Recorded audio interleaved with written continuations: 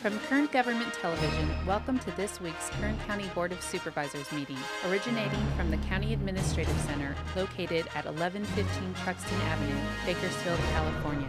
Kern County's vision is to create and maintain a customer-centered county government designed to garner the confidence, support, and trust of the people we serve. Today's Kern County Board of Supervisors meeting will convene momentarily.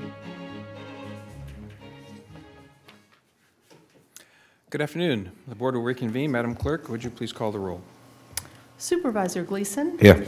Supervisor Scrivener. Here. Supervisor Maggard. Here. Supervisor Couch. Here.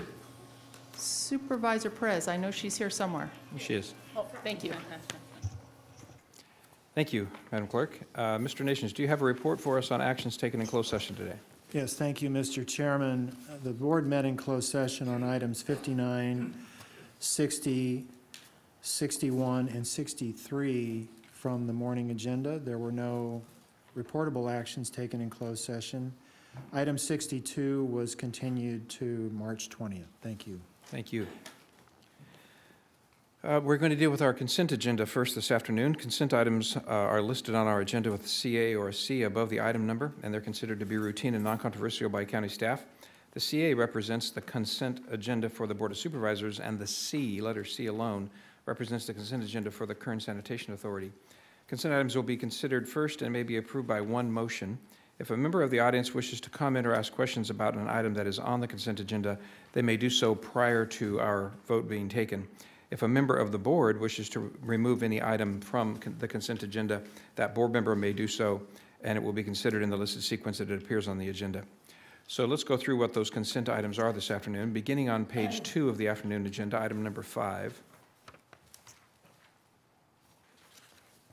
Then on page 3, items 6 through 11, all the items on that page.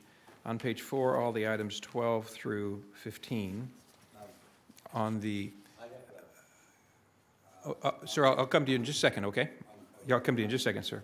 On page 5, items 16 through 21. On page 6, all the items, items 22 through 27. 28 is not on consent. On page 7, beginning with item 30, items 30 through 36.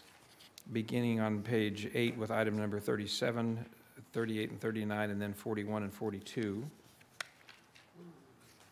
And on page 9, all the items 43 through 51. And then finally on page 10, items 52 through 54. Sir, is there something you'd like to pull from the, or you'd like to make a comment about an item? I'm with the property owner here. Sir, you'll need to come to the microphone, please. Good afternoon. Could you give us your name for the record, sir? Carlos Lopez. Mr. Lopez, nice to meet you. Good to meet you. Hello. We wanted to enter an objection. And which item number are you concerned about, sir? 14, I'm sorry. 14, okay. Enter an objection and or ask for a request for continuance or a postponement of this matter. The problems at Frazier, 4519, have gone on for some time, and there's significant ADA issues in that Mr. Lundstrom is deaf. And it begins with the police, the sheriff's office, the people from compliance, and on and on and on. And ultimately, the last, I guess, he's been arrested probably 15 times in his own house and other places, but mainly in his own house. In an effort to correct these, the problems at the property were giving rise to the initial red tag. He can't get it done. I've almost been arrested myself. I've known him for years, and I've actually been out there to help him. And there's been several incidents with reference to the fire. There was a county sheriff who was there. He didn't know that I was there, and there were a couple other people, they're recipient witnesses as well, where he basically told all of them that they should leave the property now, didn't give Mr. Lundstrom an opportunity to say that he was the owner. He said, you better get out of here now, that he would, if he was a new owner, basically is what he's saying, that he'd have it torn down or he'd burn it down. And that was the day of the fire. 3 hours later, the house went up in flames. Without addressing the craziness of that, Mr. Lopez? Yes. We're going to have you hit pause for a minute, and then we're going to pull this item from our consent, and we'll come back to it, and I'll have you come up when we get to item number 14, okay? Because that way your comments will be more pertinent to the Sure. issue when we're Thank you. discussing it. Okay, we'll have it pulled. So item number 14 is not going to be on consent this afternoon. Does anybody else in the public? Yes, sir. Please come forward. I see somebody in the back wants to make comment too. Could you please come down? Yes, sir. Mr. Foxy, can you give us your name for the record? Yes. Chairman, members of the board, I'm Dennis Fox. Here on item, you may not want to hear it. You'll see. Anyway, it's item 33, and that is the relinquishment of Highway 184 from the state of California to this county. I have a few minor concerns on that, one major, but I used to commute on that one. It's a good way to go to LA and no traffic. And the people could come from LA. They're allowed 3 destinations on the signs. On the signage down there, maybe you can repair this, is 1, it says Lamont. Doesn't say anything about Arvin, Tehachapi, or even Isabella. So the people have to tow their boats all the way to Bakersfield and then clutter up the interchange or 24th Street. That could be taken care of. More one is the condition of that highway. South of the cutoff to Arvin, it was floods all the time. And you should have that repaired before you accept it. Make sure you get enough money to repair it. And also then you have the problem with the flooding of Lamont. And I tend to agree with the grand jury on the running Caliente Creek down it.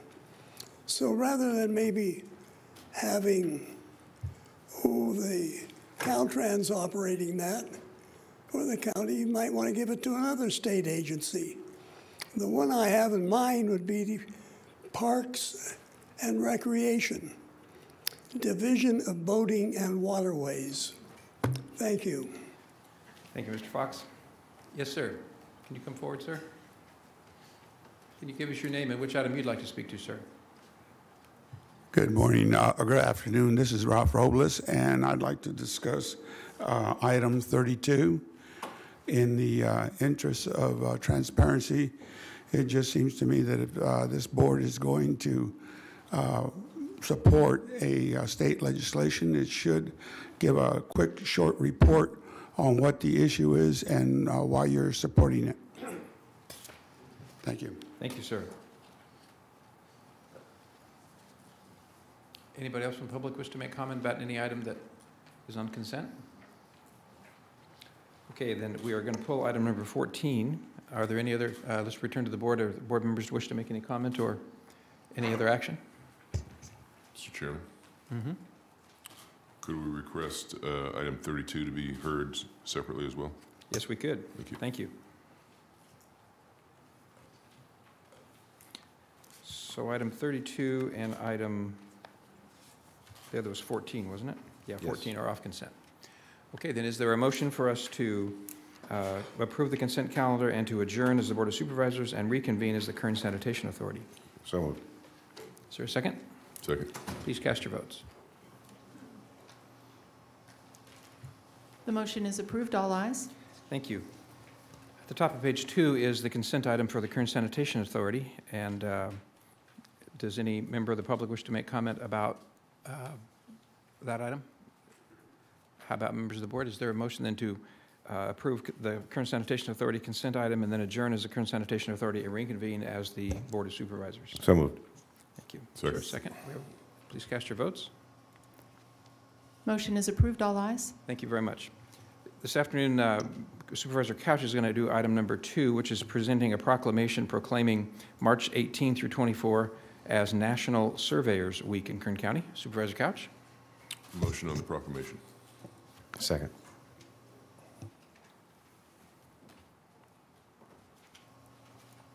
Motion is approved, all ayes.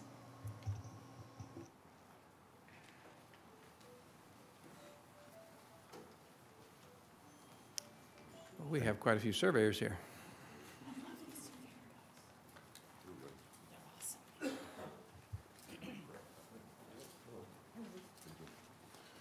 I drew a crowd. I wasn't expecting this many people down here. They're in a straight line, though. I'm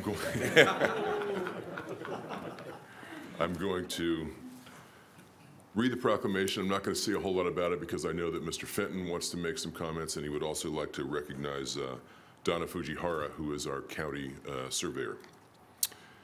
This proclamation is, I'll just read it, is the Board of Supervisors, County of Kern, State of California has officially proclaimed March 18th through the 24th, 2018 as National Surveyors Week in Kern County.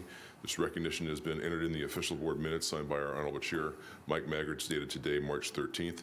Mr. Fenton, I'll present this to you and I'll allow you to elaborate on who you've got with you and why. Thank you, Supervisor Couch. Through the chair, I really wasn't going to say anything. I'm going to leave this up to the real surveyors of the world because I am not one. But Ms. Donna Fujihara is our county surveyor, and she is going to take it from here. Thanks. Ms. Fujihara, good afternoon. Good afternoon, Mr. Chairman, members of the board. I'd like to introduce some of the local surveyors in our community. We've got Jeremy Brock, Greg Owens, Ron Nelms, Christy Ashe, Roland Vandevalk, Aaron Bird. On behalf of our local surveyors, I'd like to thank you for this proclamation, which pays tribute to the professional land surveyors throughout the nation. The California Land Surveyors Association, known as CLSA, was founded in 1966 to advance the interests in the profession, to maintain the highest standards of professional ethics, and to assist the public with understanding land surveyors and their work. One of our local surveyors has been involved with this organization for the last several years and has dedicated his time to this. And he's right behind me, Mr. Ron Nelms. He's the 2018 state president of the CLSA. Thank you, Donna. Good afternoon, Mr. Nelms. Hey, good afternoon, Mr. Chairman. Thank you. I want to thank you on behalf of the many California land surveyors throughout the state of California, and particularly CLSA, or what we commonly is California Land Surveyors Association.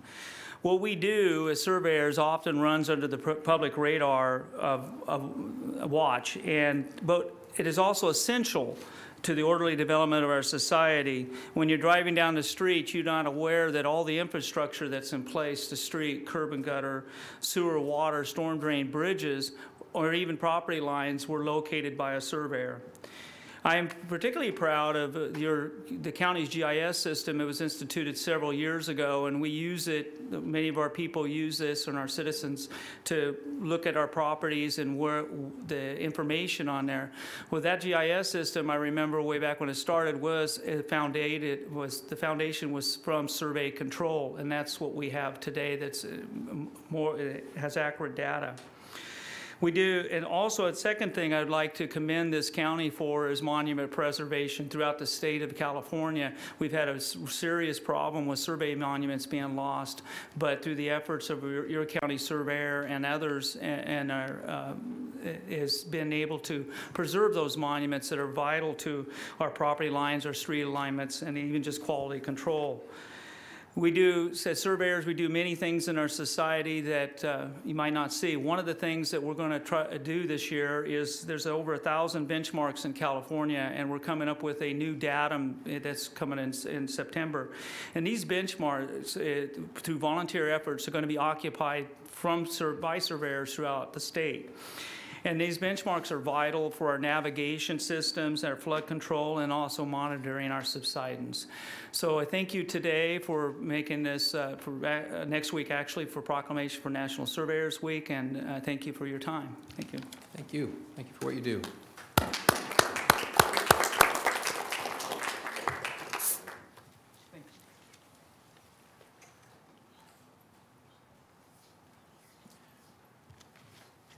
Next up is item number 3, which is an opportunity for the public to make presentations to us.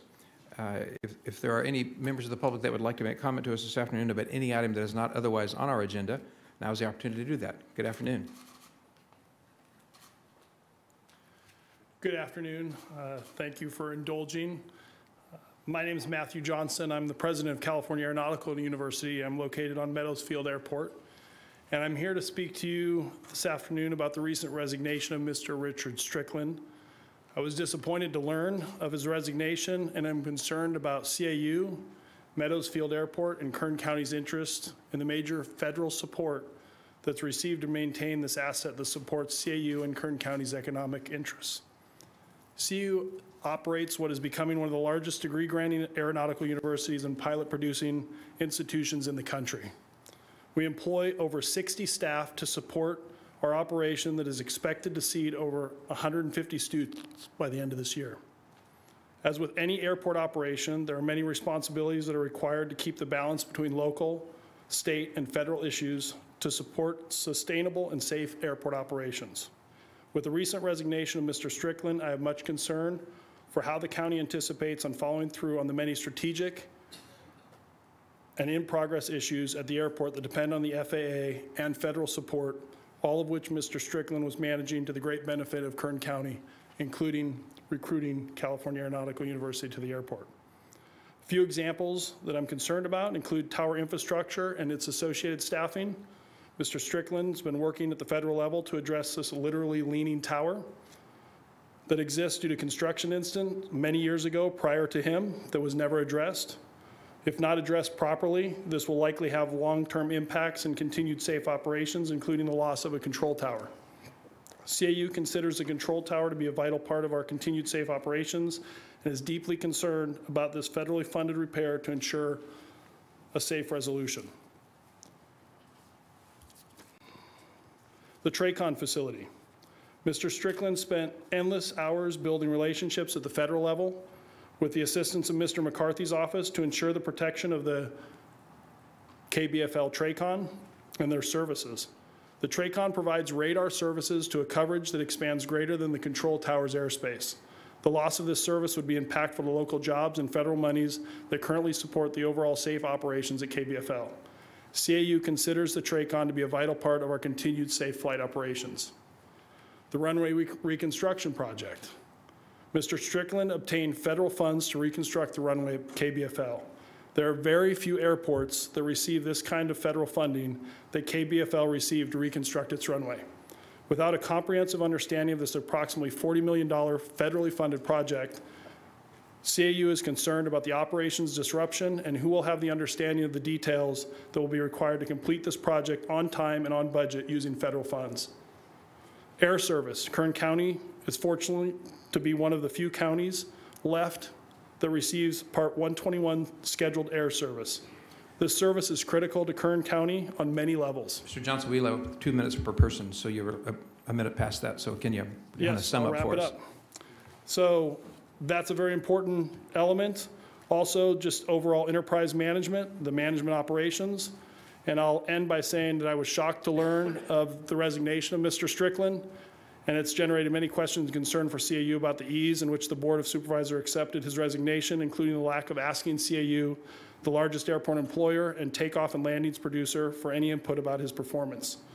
We depend on our airport for our continued success, and I would appreciate the opportunity to discuss further airport topics, understand what happened, and what is planned for the airport director position in the future, including asking you to seriously consider the rejection of Mr. Strickland's resignation. And thanks for taking the time and providing me with a little extra time. You're welcome, Mr. Johnson. We appreciate California Aeronautical University and the great things that you guys do at the airport. Thank you for sharing your concerns. Thank you. Okay. Would anybody else like to speak to us this afternoon about any item that is not otherwise on our agenda? Okay, I'm going to close that opportunity, then turn to the board. Yes. I was just going to ask our CAO if he could follow up with Mr. Johnson and answer some of his questions to the extent that you can. Not necessarily right now, just at your mutual convenience. Thank you. I believe it would also be helpful to try to get a sense from Mr. Johnson about what he thinks are important in our next airport director. He does play a vital role there, so Appreciate you reaching out to him. Thank you. Okay, next up then is an opportunity for board members to make any comment or make a report to the board. Do any board members wish to make a report or make comment? Okay, very good, thank you. Let's go down then to item number 14, which was pulled from our consent agenda this afternoon. It is a hearing to make a determination of public nuisance regarding a property at 4519 Frazier Avenue. Let's have Mr. Fenton explain the circumstance, and then we'll give Mr. Lopez, I think his name was, an opportunity to come up and speak again. Mr. Fenton, good afternoon. Good afternoon, Chairman Maggard, members of the board. Today's item, the department is requesting your board to make a hearing, to conduct a hearing to make a determination of a public nuisance and order abatement involving the demolition of a fire-damaged structure or multiple structures, removal of inoperable vehicles, miscellaneous items, trash, junk, debris, weeds, and vegetation for property at 4519 Frazier Avenue in Bakersfield. It's assessor's parcel number 149-032-01. Property is owned by John Lundstrom. It's a residential parcel that contained a single-family dwelling and Code Compliance Division. We've had 12 separate cases at this property starting from the year 2000. We're aware of at least 2 fires that have occurred at this structure in that time frame also. The primary issues have been uninhabitable conditions, accumulation of trash, junk, and debris. The previous case resulted in the county abating the nuisances by boarding up and securing the dwelling and removing all the trash, junk, and debris. And we received a complaint within 1 year after that cleanup that the building's been broken into again, being inhabited by transients, even though the building was posted as uninhabitable at that time. Again, we're dealing with inoperable vehicles, trash, junk, debris. We started on this case in early last year, January of 2017. In August of 2017, the structure caught fire and was deemed a total loss. There's still pieces of it in the air. We can look at photos in the staff report, but it was a total loss. There's been no effort on part of the property owner to clean up or correct the violations, and it is a public nuisance. There's several violations, again, of various county ordinance codes, including the building is suffered major damage from a fire. It's attractive nuisance. We believe there are people out there on site still that are camped out on this parcel. We still have inoperable vehicles, weeds, vegetation, trash, junk, debris, so forth. We're requesting your board determine that the violations exist and conditions constitute a public nuisance. We have noticed the property owner and interested parties properly again from January of last year. We posted the final notices advising them of today's hearing. The notice and order informed them that if they failed to abate the nuisance, all cost to abate the nuisance estimated to be approximately $20,000, and that would be assessed on their property taxes as a special assessment for the property. We issued an administrative penalty of $250 in March of 2017, trying to compel the owner to self-abate the violations. Again, the structure burned in August. There's been no effort, no progress made toward cleaning up the hazardous conditions. We've reviewed the effects of this enforcement action, determined there's no further review under CEQA. I'm here to answer questions. Obviously, the owner is here and represented, and with me I have Code Compliance Officer Robert Deere, who can fill in any blanks that I can't. Mr. Deere, you said? Correct. Thank you. Mr. Deere, you want to make a comment before we move forward, or do you, just if we have questions, we'll ask you? I'm just here to back up, Mr. Very good. Thank you, Mr. Deere. Okay, let's have Mr. Lopez come back to the microphone then. I gather from your previous comments, Mr. Lopez, that you oppose staff's recommendation that we make these findings and proceed with abating this nuisance. So you've already given us a bit of background. Can you tell us exactly why you are opposing that? Essentially, I think he spoke to it. Mr. Fenton? The issue, as I see it and as John does, he has been trying to clean this property up. What happens is that the between the sheriff's department, who have a separate agenda, I believe. They're convinced that there's crime afoot there, and all these wild things are going on at that property. Because what they do is they come out and arrest everybody. People are there to help clean that property up so he can not lose that property. That was left to him by his father several years back. It's not the cleanest property, I'd agree, but if the county cleans that property, the cost is going to be prohibitive. He won't be able to recoup that piece of property by paying the county the 20 I think it's estimated $20,000. That is any substantial hazard of immediate harm. I would say doesn't exist. I think the county's exaggerating when they talk about the hazards involved with that property. Is it burned? Was it on fire? Yes. The bigger issue here is the county's failure, and I'm talking about several agencies, including the fire marshal, who refuses to talk about the sheriff's officer, deputy, who promised to burn it down, and then 3 hours later, it burned. This man, I think you have, what, you have 8% hearing? What's your percent of hearing?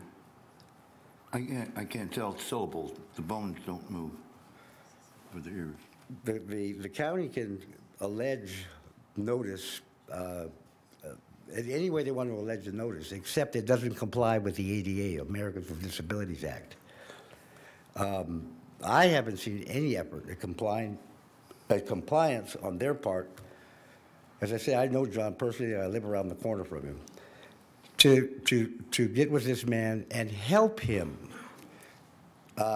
They're rarely there to assist him in complying. I don't think that compliance, the word compliance alone, means police. All of a sudden, this is between the sheriff's office and compliance, who really, I don't think, is helping him comply. And I think that that's at the core, the policy issue involved with compliance is that you offer assistance. You help bring that person within the fold. He had a contractor that moved into the property with him, and the police came out and arrested him too, a licensed contractor, and he finally gave up and moved off the property. He hasn't been as diligent as he could be, I would think. Funds are short. All we're asking is there's money on the horizon. The notices that he receives are, well, let's put it this way, the mailbox is gone. If they're mailing them to him, he's not getting those. That was consumed in the fire. We'd just like to continue this another 30 days. We can come back and maybe in the process resolve some of the ADA issues. I think the county and compliance needs to take a hard look at whether or not they're helping him comply. And I don't know what their overall stated policy is, but I'm not seeing an effort to bring him within the fold and help him comply. And the sheriff's department, they're certainly not. Between the two of them, I can't tell who's compliance and who's the police. I'm not kidding. His dogs he's lost a couple of dogs. And maybe he could talk about how he's felt over the last several months. Well, I've been trying to find him. Several other people have been trying to find him. He's living he's living in the area, but he's living in the bushes. His house being destroyed, and he's afraid to go there. And that's what has happened over the last several months. And I'll say it. I've seen the bumps and the bruises on him after the sheriff's office comes out and helps him comply, if that's what they're doing.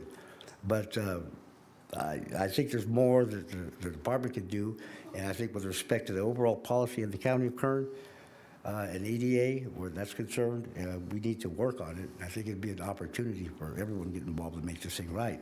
I wanted to give you a copy of it's a request for accommodations that we served on the court.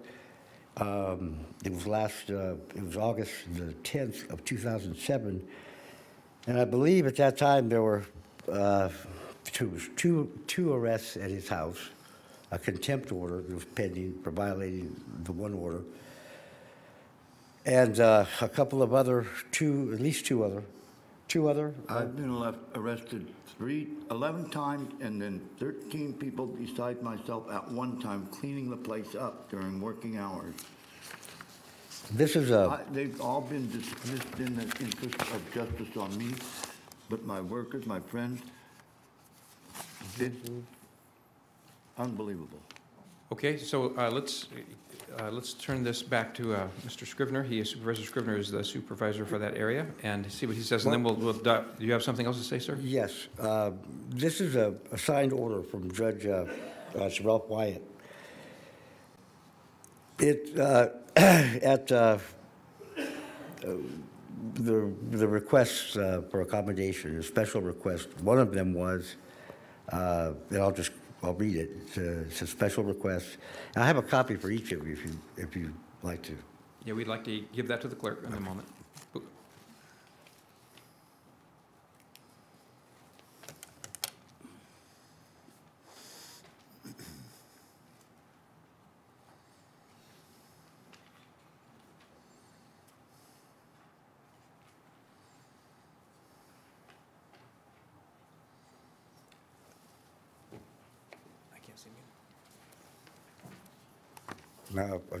May I have one of those back? I think I gave you ours there.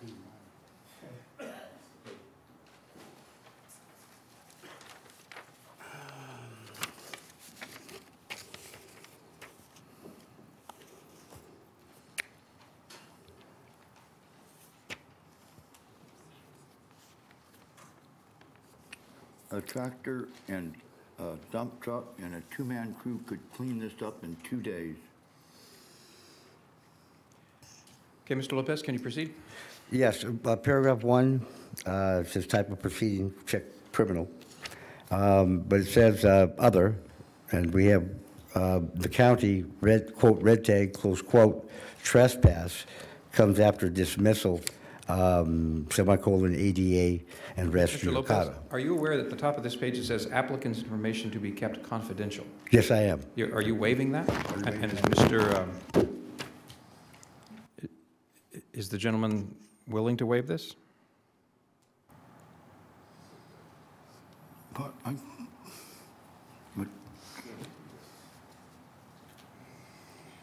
Mr. Nations? The-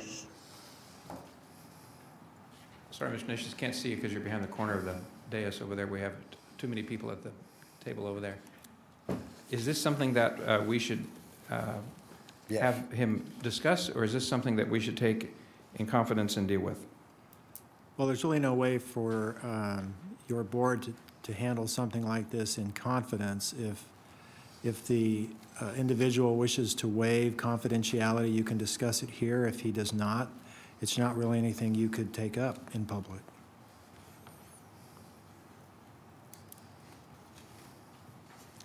And Mr. Lopez, tell me the name again of the gentleman who's standing next to you? Mr. Lundstrom. Mr. Lundstrom. What is your relationship with Mr. Lundstrom? I'm his friend. Are you an attorney? I'm a lawyer by training. I don't have a license. Don't have a license. So you don't have anything signed that indicates that you have his authority to represent us since he's unable to communicate that to us? yes.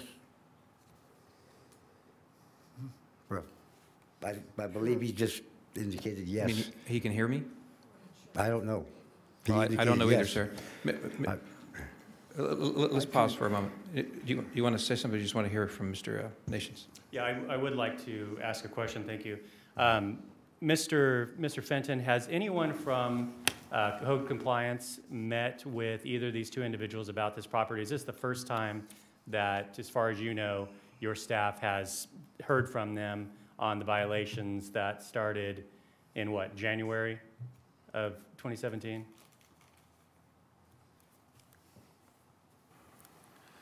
Supervisor Scrivener, through the chair, the only thing I can confirm is Mr. Deere spoke with him on a different violation at this property in 2015. Okay, so how far back did these violations go? These particular violations we're dealing with today, January. Yeah, I saw January of last 2017 when I read the staff report. So there have been previous violations Correct. over the years that have been settled through they've abated those violations. Is that what has occurred? That is correct. Okay. And so he does have, at least has demonstrated to some extent that they will abate violations. I know that this has been ongoing for a long time, for at least a year, and several different notifications. But in light of what we've been supplied by Mr. Lopez, and I'm not entirely comfortable with having a discussion about what is here, particularly since he is not a licensed attorney and Mr. Lundstrom has not signed over any legal authority to him. I'm going to ask Mr. Nations if he believes that to be a correct statement. I'd be interested in doing a continuance of this item. He's requested 30 days, a 30-day continuance to give an opportunity for us to evaluate this and have a conversation with these two about setting up some type of a schedule for them to do the abatement. I know that if we take action on what staff's recommending today, it starts a 30-day clock, and if they show progress, then I know that we could work with them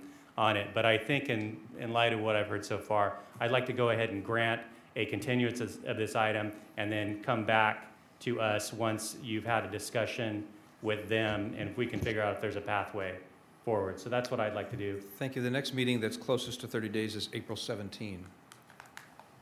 Is that the date you'd like to have it come back? Mr. Finn, what's your opinion on that? That would be granting the request that we have before us right now for a 30-day continuance. And so I'd like to know if that is something that you feel is acceptable and if you would have an opportunity. And now that we have them here, you can get their contact information and set a time for a discussion to occur about finding a pathway. But I do want it to be made clear that this must be cleaned up. The neighbors in the area are upset about the situation. What we have here, I've looked at the pictures, but we have a transient issue, we believe.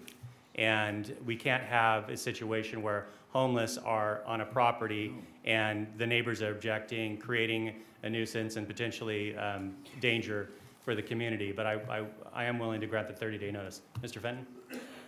The 30-day continuance, excuse me. Mr. Fenton?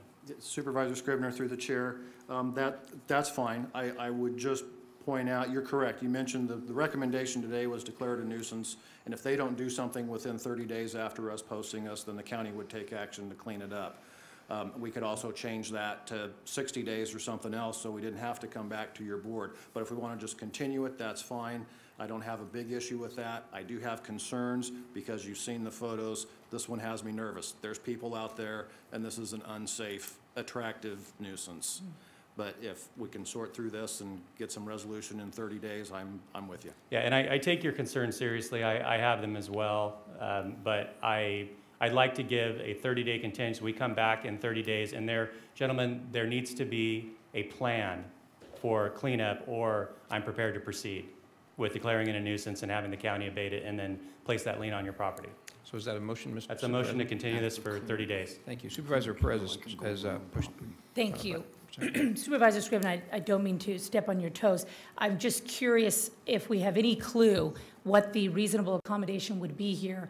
I heard earlier something about bones and inability to hear. Some things he seems to be able to hear and others not. We can't sort that out now, of course. But I would like to connect you with the Independent Living Center.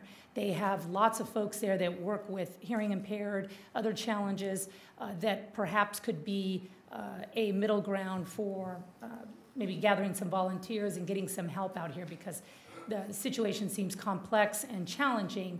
I think we're more than capable of handling it, but I want to be cautious about the particular accommodation, Mr. Nations, and making sure we understand what exactly the disability is here and that we're properly addressing it. I'm not sure the record shows that, frankly, so that concerns me.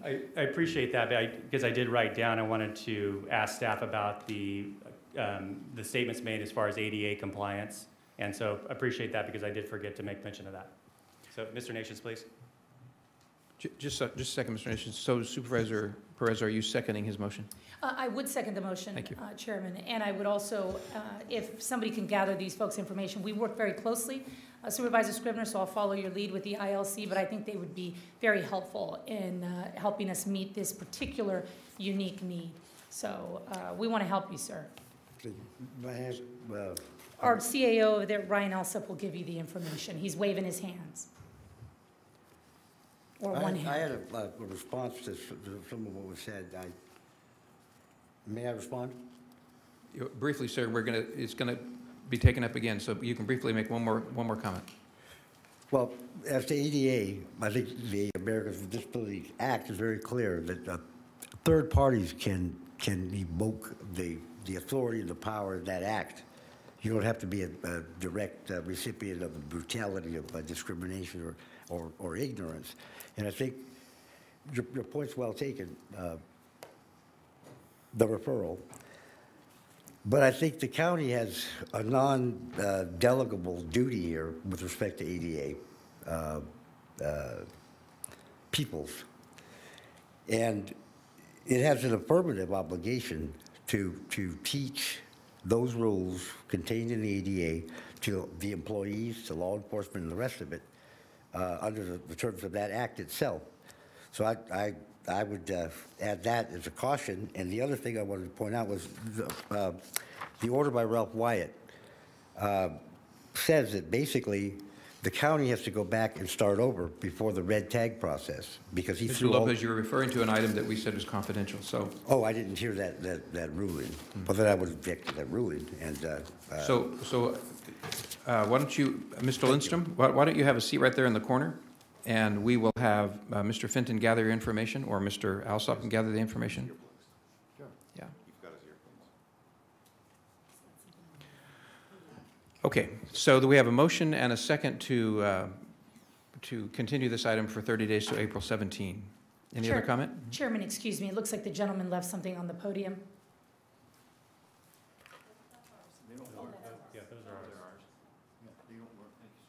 They don't work. Okay, we have a motion and a second. Please cast your votes. The motion is approved, all ayes. Thank you, Madam Clerk. Next is item number 28, which is a proposed resolution authorizing the execution and delivery of a facility sublease with the Department of Corrections. This is from the CAO's office. Mr. Alsop, are you going to start this one up? Yes, Mr. Chairman. Kaylor A.L. of the CAO's office will handle the item for us. Mr. Chairman, members of the board, this item is before you to request approval of a resolution authorizing the execution and delivery of a facility sublease with the California Department of Corrections and Rehabilitation for the new jail complex. In 2012, the county was granted a conditional award in the amount of $100 million for the construction of a new justice facility. The conditional award was supported by loans from the state's general fund and the Pooled Money Investment Board. Bonds are now being issued by the State Public Works Board to pay off the interim loans. The bonds will be secured in part by rental payments authorizing the facility lease between the Public Works Board and the Department of Corrections. Mr. Ayala, yeah, pull that microphone down. Thank you. It's important to note that no part of the bond issuance or the proposed facility sublease will commit the county to any ongoing fiscal impacts other than those anticipated for standard maintenance and operations. A series of agreements between the county, the Department of Corrections, and the Public Works Board have placed the facility and the real property on which it resides under lease with the Department of Corrections. The proposed resolution will enact a facility sublease between the county and the Department of Corrections that will allow the county to occupy and operate the facility. The proposed resolution and the previously mentioned bond issuance are critical components of the long-term operational and finance plans for the new facility. After the bonds are paid in full in 15 years, the facility and the real property on which it resides will come under full ownership and control of the county. County Council has approved all of the documents as to form. Therefore, it is recommended that your board adopt the attached resolution authorizing the execution and delivery of a facility sublease with the Department of Corrections and Rehabilitation of the State of California, and ratifying certain actions with respect to the Kern County Jail Complex for the long-term financing of the project, and authorize the chairman or any other member of the board in the absence of the chairman to sign all necessary documents. Thank you, Mr. Ayala. Do we have any questions from the board before we go to the public? Are there any members of the public this afternoon that would like to make comment to us regarding item number 28? Yes, sir, come forward. Mr. Gonzalez, can you give us your name for the record? Yes, Rudy Gonzalez, Officer Corporation, Enterprise USA, Department of Defense, service writer also. In light of the funding granted, the $11 million given to Mrs. Green for forensics, as we know, 30% of all trials go to trial where forensics are needed, that money is recouped if the forensics are not utilized proper or entirely through with hypothesis and then theory proven. Also, to help in Lisa Green's grant, however, I would suggest possibly Family Law Division to assist in some of the things that go on behind the walls where people play vigilante and they end up catching more cases, more time. That will at least open up detention funds and avoid civil suits, frivolous lawsuits. Also, in light of the grant proposal to assist and possibly the half of the $11 million we were seeking due to the fact that our VA through the DOD receives $867,000 rounded up. Pardon. So what we're trying to do is in agreement with and try to assist Mrs. Green in that division.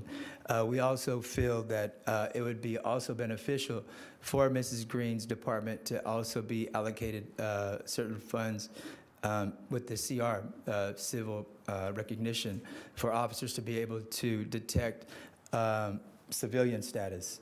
That's very important. Head of household, college student, as opposed to what happened to the two gentlemen behind West High School. I think they settled for $5 million or $2 million. Much of these funds could be spent better served. Civilian recognition would be associated to the DAT program they have in Texas. Texas has it, Dads Against Texting, where the officers are allowed to already know what they're approaching, whether it's a gun, whether it's a simple possession of charge and things of that nature, so they can be better equipped to be able to handle. Mr. Gonzalez, this item has to do with the financing of our jail facility. Right, and also too, in light of the jail funding, I believe that the Family Law Division could help assist and alleviate a lot of the problems that we're having with AB 109. AB 109 has been passed over from Ebony Counseling to Clinica Sierra Vista. I walked into the Black Chamber of Commerce and they did not know what Clinica Sierra Vista, what that meant. It's difficult. I've been unfortunate to be in positions due to old DUIs. I'll go ahead and confess here.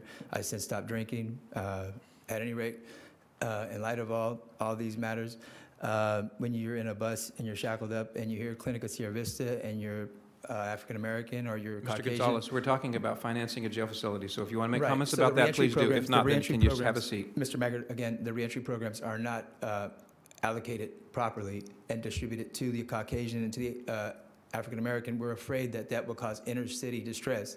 Mayor Emmanuel Carrizales Jr. sat in for a few sit-ins in regards to some of the African Americans' concerns based upon their number of population incarcerated and lack thereof within the community. So again, with respects to avoiding a problem down the road, we're trying to make sure that that gets nipped in the bud. Thank you very much. Do any other members of the public wish to make comment with regard to item number 28? Okay, we're going to return to the board. Are there any questions by the board, or would there be someone who would like to make a motion to approve, adopt the resolution, and authorize signature?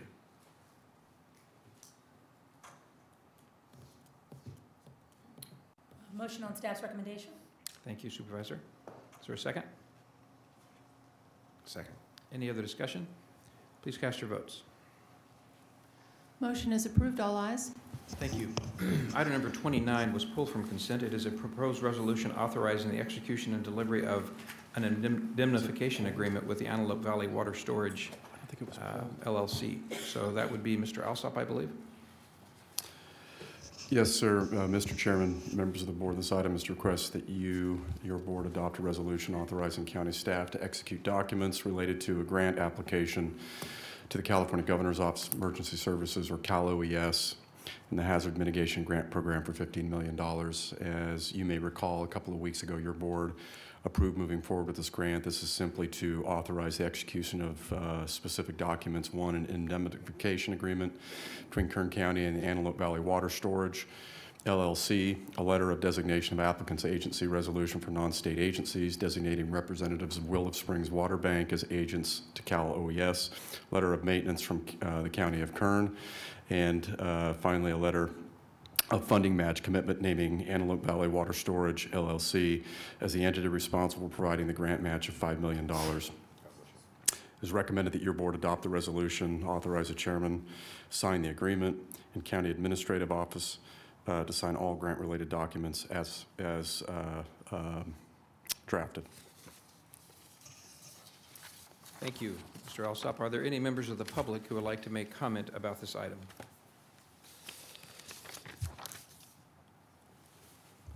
Okay, I'm going to return to the board then. Are there any members of the board who would like to make comment or ask any questions? Motion on staff's recommendation. Thank you. Is there a second? I'll second the item, and just for the public's information, we had a discussion of this item, I think, 2 weeks ago or so, and this is a good project that's going to help, I believe, to stabilize the water resources in the area, and want to thank staff again for all the hard work they put into this in order to bring this back to us so quickly. Very good. Thank you. We have a motion and a second. Please cast your votes. The motion is approved. All ayes. Next is item number 32, which is an issue dealing with AB 2665 by Supervisor Salas, and it's a vote by mail balloting process. Mr. Chairman and members of the Did I say board. Senator? Assemblyman. Oh, he's a member of the State Assembly. Yes. Yeah, Assembly Member Salas, AB 2665, with our legislative director standing by. I'm going to see if I can provide some detail here, and then if you have any further questions, I can have him come up. This is to request that your board adopt a position in support of AB 2665 by Assembly Member Salas, which will bring Election Code Section 15101 up to date with present technology. Existing law authorizes any jurisdiction equipped with the necessary computer capability to process vote-by-mail ballots on the 10th business day before the election. Processing vote-by-mail ballots includes opening vote-by-mail ballot return envelopes, removing ballots, duplicating any damaged ballots, and preparing the ballots to be machine-read. This bill specifies that machine reading of vote-by-mail ballots includes processing of write-in votes so that they can be tallied by the machine. This change will allow for more complete and accurate unofficial election night reporting, provide some reduction in the workload during the election canvass period, and last but not least, provide cost reduction through elimination of secondary processing by those vote-by-mail ballots, which includes votes cast for write-ins. Therefore, it is recommended that your board adopt a position in support of AB 2665 and authorize the chairman to sign correspondence to the appropriate officials. Okay. I think the gentleman who spoke earlier was hoping for a little bit of explanation. That some has been provided. Are there any comments by the public about item number 32 before we proceed? Thank you for bringing it to our attention. Okay, return to the board for comment and action. Motion on staff's recommendation. I'll second. Thank you. We have a motion and a second. Any other comments? Please cast your votes. The motion is approved. All ayes. Thank you. Next is on page 8, item number 40, which is a public hearing on the proposed acquisition of mitigation easements related to Swainson's Hawk. So Mr. Alsop, I believe that is that your department, or is it going to be Ms. Oviatt who's going to Yes, talk sir. about We're going to kick it off and pass it around a little bit. But thank you, Mr. Chairman, members of the board. This is a public hearing on the proposed acquisition of mitigation easements on approximately 2,732 acres of ag land comprised of portions of various APNs. Your board today, the recommendation is to open a hearing, receive public comment, close hearing, adopt section 15091, findings of fact, adopt section 15093, statement of overriding considerations, adopt a resolution, accept easements, authorize chairman to sign, authorize clerk of the board to record, approve subordination agreement, and authorize the chairman to sign, and authorize general services to record all of that. With that, I'd like to hand it over to our Director of Planning and Natural Resources, Ms. Oviatt. Thank you, Mr. Alsop. Chairman Maggart, members of the board, good afternoon. This is a partnership between the CAO General Services and the Planning and Natural Resources Department, and I appreciate all the work that the CAO and General Services provided on this item.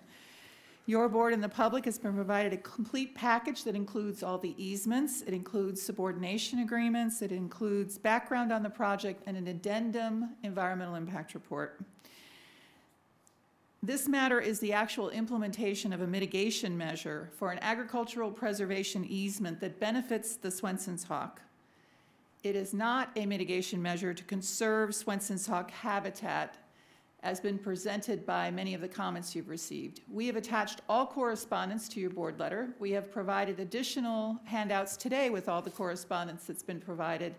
The addendum also provides information and correspondence that has been provided over the last couple of years from various entities on this item. The distinction that this is an agricultural preservation easement that benefits the Swenson's hawk is very important because of the types of lands that need to be preserved.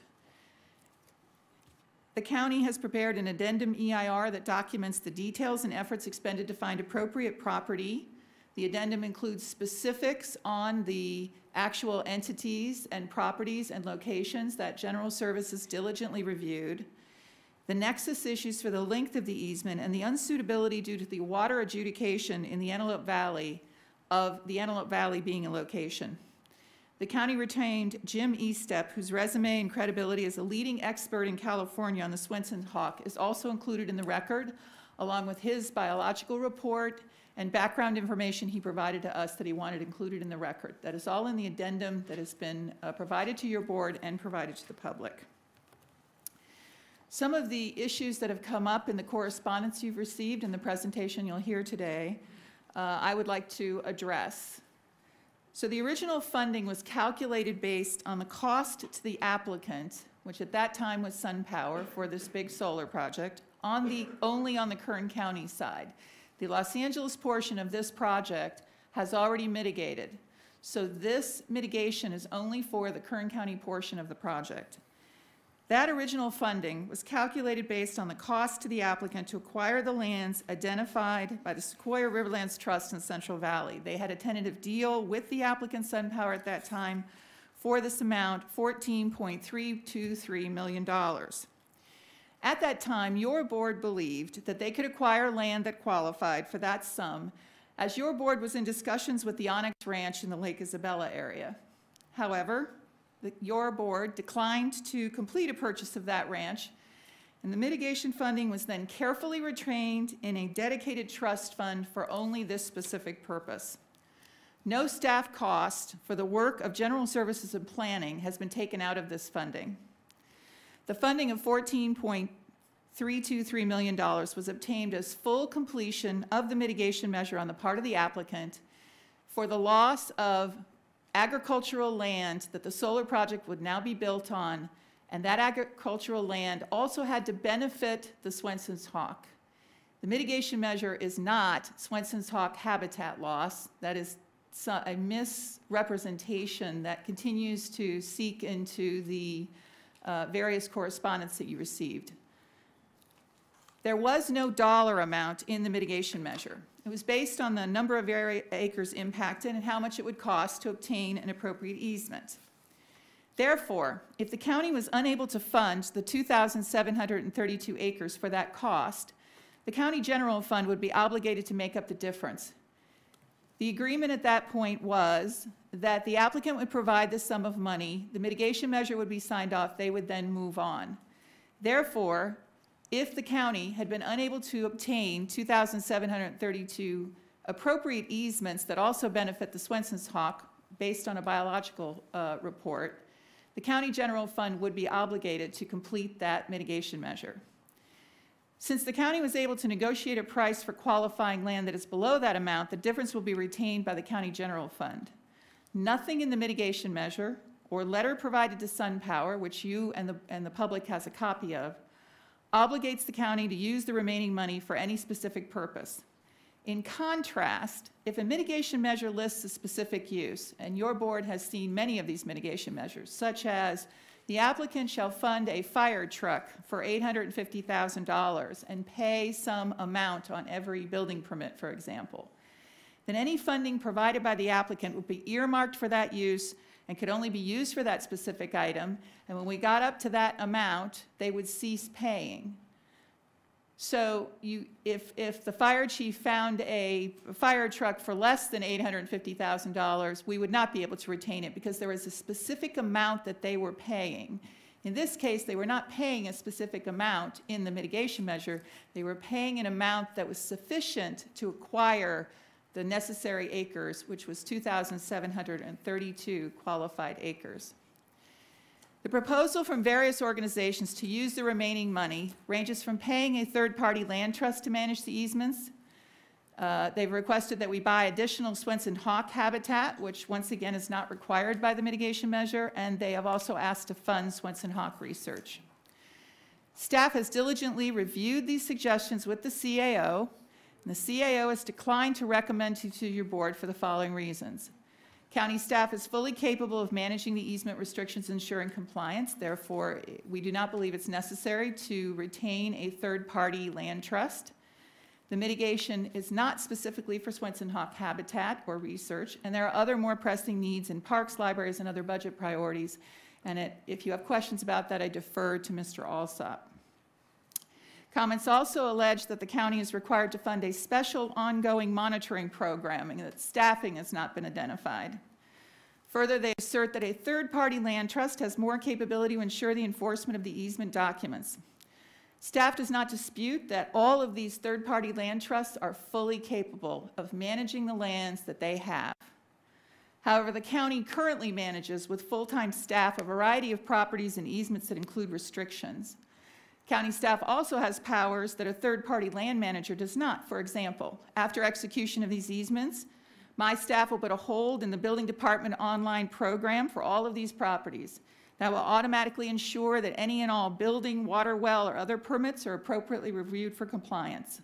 An outside land trust has no such authority or ability, and they must rely on site visits and whatever other monitoring they do. Further, the county has independent authority to hold up an illegal building permit without a court action, which its outside manager does not.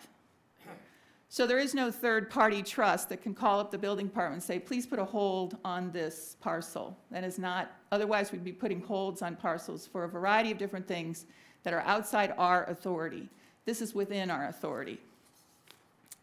Additionally, the Planning and Natural Resources Department, my department, currently manages over 1.6 million acres of Williamson-Acton farmland security zone contracts that all have extensive restrictions on them.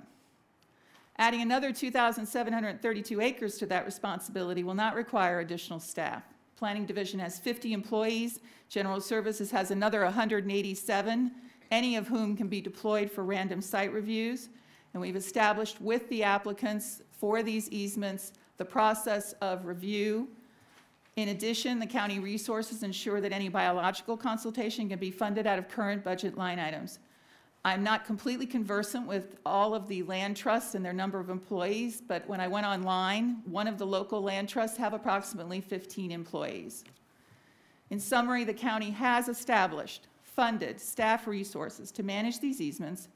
There's no deficiency that's been identified that requires your board to commit additional staff funding. Another issue that has been submitted, and you will see, is a presentation that alleges the land is not prime or farmland of statewide importance, it's not currently irrigated, and it doesn't support the Swenson's hawk. The biological information from our expert, Jim Estep, is extensively documented in the record. We recommend your board support his expert opinion as the most comprehensive and thorough, based on months of review and consultation. The maps referenced in the letters provided the State of California Department of Conservation Farmland Mapping Program. It's a GIS program for all of California that takes a snapshot in time. Staff has reviewed the criteria, the mapping program, reviewed it with legal counsel, and all the land qualifies as prime farmland or statewide importance, is irrigatable and farmed in appropriate seasons. The maps are not even updated yearly for Kern County, and the drought has caused farmland to be fallow for some period of time.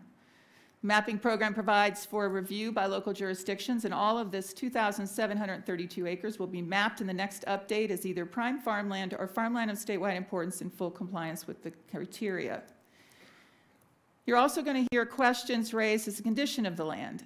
It is winter, and there have been extreme cold events recently, and that means that some of the planting is not scheduled for this round until the spring. Staff has provided for the record statements of planting schedules for all the properties that the commenters have identified as not currently farmed. Farming is not like building a building. Weather can and does delay planting, extend fallowing. All the properties will be planted by spring of this year when the easements take effect. They have been planted in the past, and they will continue to be planted. I would like to note a correction to the record. The maps that show the assessor parcel numbers and what portions of each property is being included in the easements are correct in your board staff report provided to you and the public. The maps in the addendum are hereby corrected for the record and through your board's action today. In summary, 15 years ago, the nature of crops in the Central and the Antelope Valley changed dramatically. Crops that supported the Swenson hog populations were taken out for permanent crops of pistachio and almonds. It is not renewable energy projects that have reduced the population of the foraging range for the hawk, but the changing market for agricultural lands. This action today will provide an unprecedented protection of 2,732 acres of appropriate crops of agricultural land in the known foraging areas of the Swenson hawk for 30 years. If the solar project then wishes to continue, the owners will then need to put up funding for another 30 years of mitigation to repower with new panels or other technology. Staff has listened closely to suggested proposals for land in the Antelope Valley made by the representatives you will hear from today. We had General Services diligently reviewing those proposals for cost, all of which are in the addendum document, and planning reviewed them from compliance. One of those proposals, for example, and you've also received other information on this, the Peterson Ranch was enthusiastically promoted by the Audubon Society, but did not have irrigated ag land and was opposed by the Sierra Club in writing. Another proposal from the Sequoia Riverlands Trust was close to the same proposed easements in the Central Valley we have, and not in the Antelope Valley, but the owners declined to continue discussions on an easement. Staff has worked for over 2 years with these conflicting requests from land trust and NGOs, and so we would request that you not postpone this today, and we have concluded that the lands presented today are the best recommendation for your board. Finally, the criticism that the county should have worked faster is not supported by the inadequate suggestions in the record. With our drought, water instability caused by unprecedented groundwater legislation, the Antelope Valley adjudication ramp down on agricultural water users in that valley over the next 5 years, and specific limitations on the mitigation measures, staff provided thoughtful and careful evaluation of all the options before bringing these easements for your considerations. At this time, the presentation will be continued by our outside legal counsel, Jennifer Hernandez of Holland & Knight. Thank you. Thank you, Ms. Ovia. It's a pleasure to be back. Hernandez. Thank you. It's a pleasure to be back. I wanted to just make a couple of legal points. Hold on a second. Is it working? Mine isn't working. I wanted to follow up with a couple of legal points. Hold on just a second. Okay, now mine's working. Is yours working? Thank you very much. Okay, there you go. Thank you. I wanted to follow up Ms. Oviat's comments with a couple of legal points. So there are a handful of items that keep coming up in some of the comment letters. The first is that somehow the county is obligated to require permanent conservation for an anticipated 30-year solar lease use. There is no law requiring permanent conservation for what's reasonably anticipated to be a fixed duration use. And if the duration extends further, more mitigation would be required.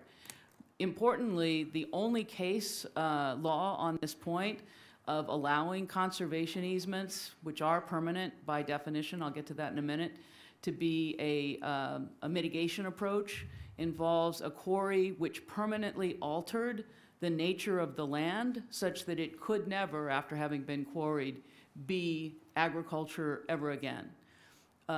Digging out and, in fact, creating just subsurface areas unsuitable for ag is entirely different than a use like solar, which actually has a pretty light touch in terms of physical change, as well as an anticipated fixed duration or limited duration.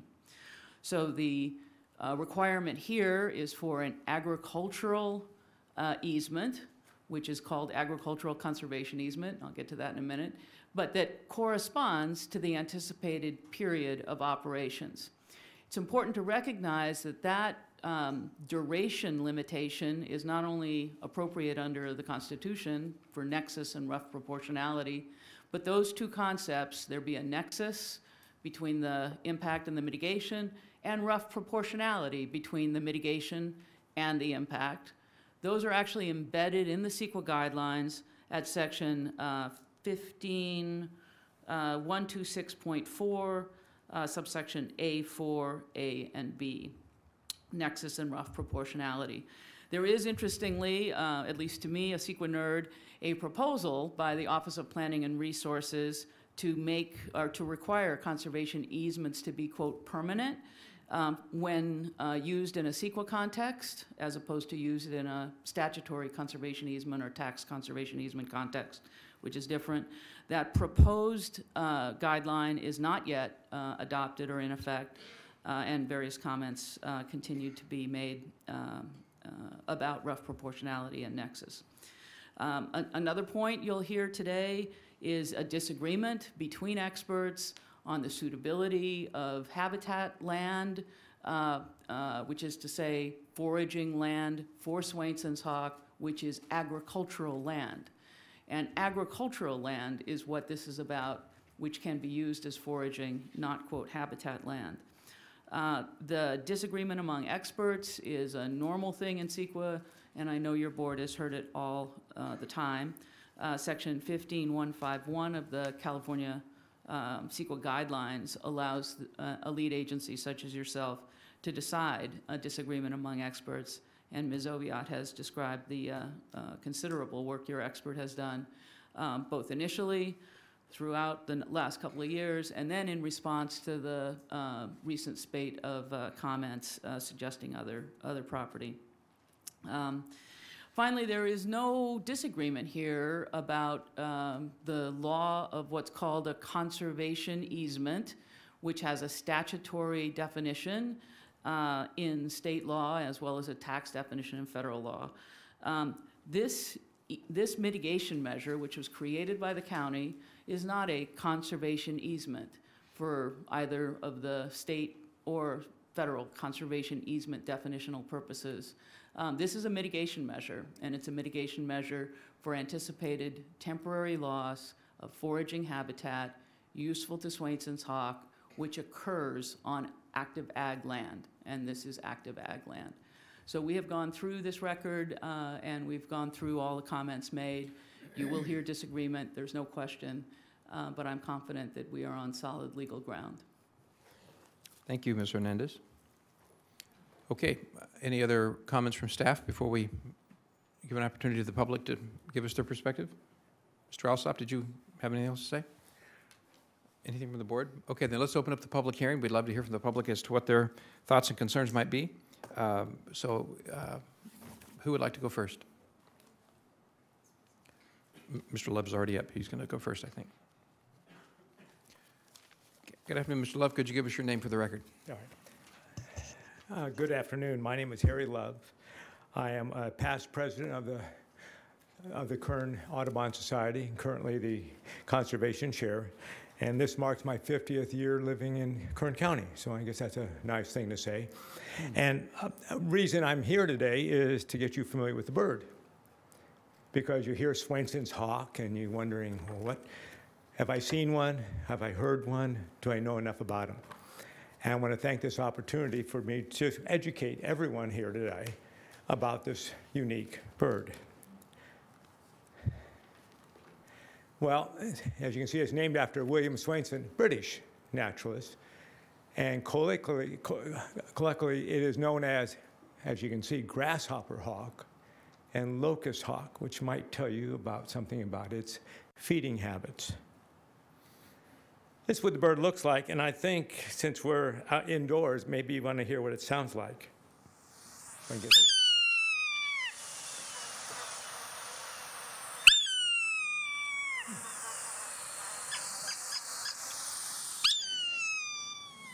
So that's a call of a Swainson's hawk. And you can see the range. It's a migratory bird, comes from the areas South America, moves its way up. And you can see the San Joaquin Valley on the edge here, and it has just arrived. It arrives in March, April, and it's going to nest in Kern County and other places in California. But that what makes a bird, as more migratory birds, as you're familiar with, they're not resident birds, but we're going to talk about a resident bird in a minute. And you can see the Mojave Desert on the right, and you can see the Apache Mountains separating them. So we're on the one on the left, but you can see there is uniqueness about the ones in the right. And you're going to hear the term the Antelope Valley Swainson's hawk, the one that's been affected by the solar development. And you get the map of the greater Antelope Valley, and you're very familiar with the areas there.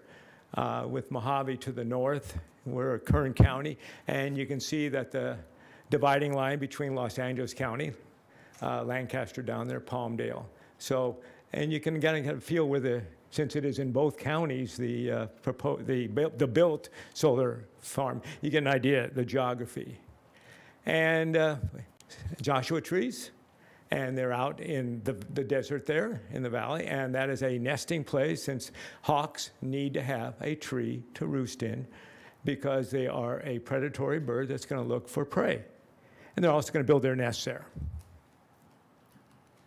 And another view out in the Antelope Valley. And alfalfa fields, Antelope Valley. That's what they look like, being planted on the left or tended and on the right. And they have been there for decades, the Antelope Valley, antelope. So that's the attraction to the bird. Now, facts about Swainson hawks. And the source here is Cornell University. And anyone who's a birder, that's the ornithology expert. And matter of fact, the sound you heard was from their app that I have on my phone. So let's find out something about this bird. Swainson hawks feed their chicks the usual 3 R's of the North American Buto diet: rodents, rabbits, and reptiles. But when they're not breeding, the adult switches to a diet made almost exclusively of insects, especially grasshoppers and dragonflies, hence the earlier name they had. They often forage on foot, running after insects, small mammals with wings partly outstretched. The hawks have adjusted well to agricultural operations that scare up insects, often catching and eating them on the wing. They also perch on overhead spring rigs or fence posts and then pounce on rodents fleeing irrigation water. And you can see the birds are related to, you can see American kestrel up there as a bird, short-eared owls, but then you go down to the entire ecological system for them in order to support them. Well, here they are with chicks foraging the 3 R's. And you see the one on the bottom left gets a reptile, and the one on the bottom right gets also a rodent that it caught. Somebody says they don't feed them grasshoppers because you don't go to the store every 5 minutes to get a French fry, one French fry. So they have to get, during breeding, the grasshoppers are not for the offspring. They have to go after rodents, the 3 R's, and that's their food source for their offspring. You'll find them searching for prey in hay and alfalfa fields, pastures, grain crops, and row crops, or perched atop adjacent fence posts and overhead sprinkler systems. They rely on scattered stands of trees near agricultural fields and grasslands for nesting places. Well, there's that gopher, ground squirrel, very prominent in their diet. The good old California vole, another reptile, a rodent. Now, let's look at the proposed mitigation land. About 2 weeks ago, I went out and looked at the properties with an expert, Dr. Pete Bloom. He came up, and I learned a lot from him in one day. And you'll notice in almost every publication you have, he is listed in the back as an expert on it. So let's see what we found. We went out to the APN, and that's at Merced and Raleigh Road. That was our first stop. Stood there. I took these photos, so you can see there's an alfalfa field. It was kind of cool that morning. It had rained the day before. But that steam there on the right is agricultural water. They're flooding the field. Perfect for Swainson hawks. So as you look, and you can see That's what we found. So now you want to see what they look like. And there's egrets there. That's the white bird. And you say, why are they there waiting? Well, as you know anything about, you want to get that gopher out of your backyard, you put water down the hole and up they come. Well, the Swainson Hawks figured that out too. They're waiting for them to come up. This is a very established field. So as Pete and I walked around, we noticed that it wasn't new. It's been there a while, and we saw gopher holes. So just because you're growing alfalfa doesn't mean the gophers, the rodents, are there yet. They're going to come, but it's going to take time for them to get there. And by the way, the red-tailed hawks are flying over. So we've noticed, I think we counted 8 at this field. Very good for Swainson hawk, but in the wrong place. We're not in Antelope Valley. And this is another one we spotted, and you can see nothing planted. And this was, I believe, in the south part of the valley, south of Arvin. And we look, we see agricultural irrigation there, but nothing growing yet. I know they haven't started yet, but the rodents aren't going to appear. And this was out by, we're now west of Lost Hills. And we drove out there, and if you've been west off of Brown Mountain, Brown Material Road, this was one of the fields that they designated. No irrigation, nothing planted, and that, a Swainson hawk's going to look around, where's the food? It's not there. When will it arrive? When that alfalfa is established. When will that be? We don't know yet, do we? It's not part of the agreement. And this is another one by that fence there represents, on the other side is Tulare County. So we're at County Line Road. And you can see not much in the way of material for them as far as habitat. Excuse me, oops, we got a, okay. This is what you don't want. As we stopped, Pete said, let's get out. And we got out. And he says, well, the farm, this is great for almonds, pistachios on the left, and they're graded because as a farmer, I don't want rodents. That's the worst thing. We saw no evidence of rodents. We went to the ditch there on the left. We looked in there, saw 2 or 3, maybe, holes of there. He said, well, because the farmer doesn't want it. That's not part of their farming operation when they're growing these 2 crops. And we noticed, if you notice, the pistachio there are very new. And we notice more fields of new pistachio because the economics tells you that as a farmer. That's where the money is. Now, solar farms. And you know that is habitat. Now, the next source is by the Energy Commission 2010. Antelope Valley Swainson's hawk are known to have historically nested in Joshua tree woodlands and foraged in grasslands and native scrub communities. Currently, they nest in Joshua tree woodlands, ornamental roadside trees, and windrow, or perimeter trees in active and historical agricultural areas. The small number of breeding Swainson hawks in the Antelope Valley and the potential isolation from other Swainson's hawk populations make the Antelope Valley population particularly susceptible extirpation. That is removal. They're done with. They're exterminated. It is reasonable to infer that the rapid recolonization of the Antelope Valley would be unlikely if nesting pairs were lost. Impacts to breeding pairs to be potentially significant because they may cause the population to become less than self-sustaining. We conclude with the following. Project developers may consider delegating responsibilities for acquisition and management of the HM habitat management lands to the department or a third party, such as non-governmental organization dedicated to Mojave Desert habitat conservation. There's a map, Antelope Valley, and you can see by the nests are with the triangles, the black triangles, and then we have farmland, and that 5-mile radius is what you want to look for. And we end with this.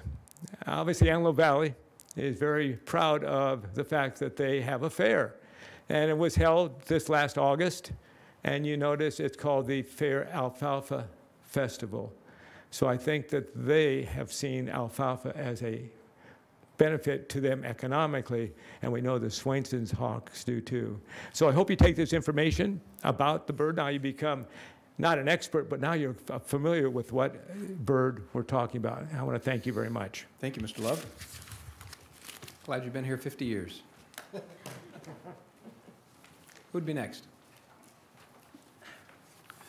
My name is Scott Spear. I'm with Sequoia Riverlands Trust, and I was a part of the original team back 7 or 8 years ago that when SunPower came to the valley and not able to find farmland and habitat for the mitigation for the loss of farmland and Swenson hawk habitat, foraging habitat, they came to us and we formed a team. And that team, over a period of time, in partnership with SunPower and with the knowledge of the planning department, we located 5 farmers, the appropriate prime farmland and Swenson hawk foraging habitat, negotiated conservation easements with their lawyer and our lawyers, developed baselines. Now, baseline is not found in the information that is proposed by the planning department.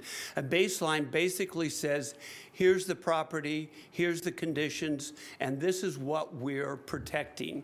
So it gives value to the resource value of the easement.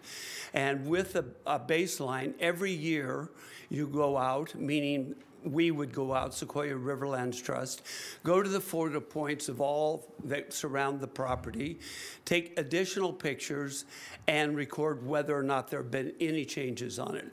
The idea of the baseline is to establish the resource value for the property. It's not found anywhere in the document that you were provided. So the monitoring is part of that.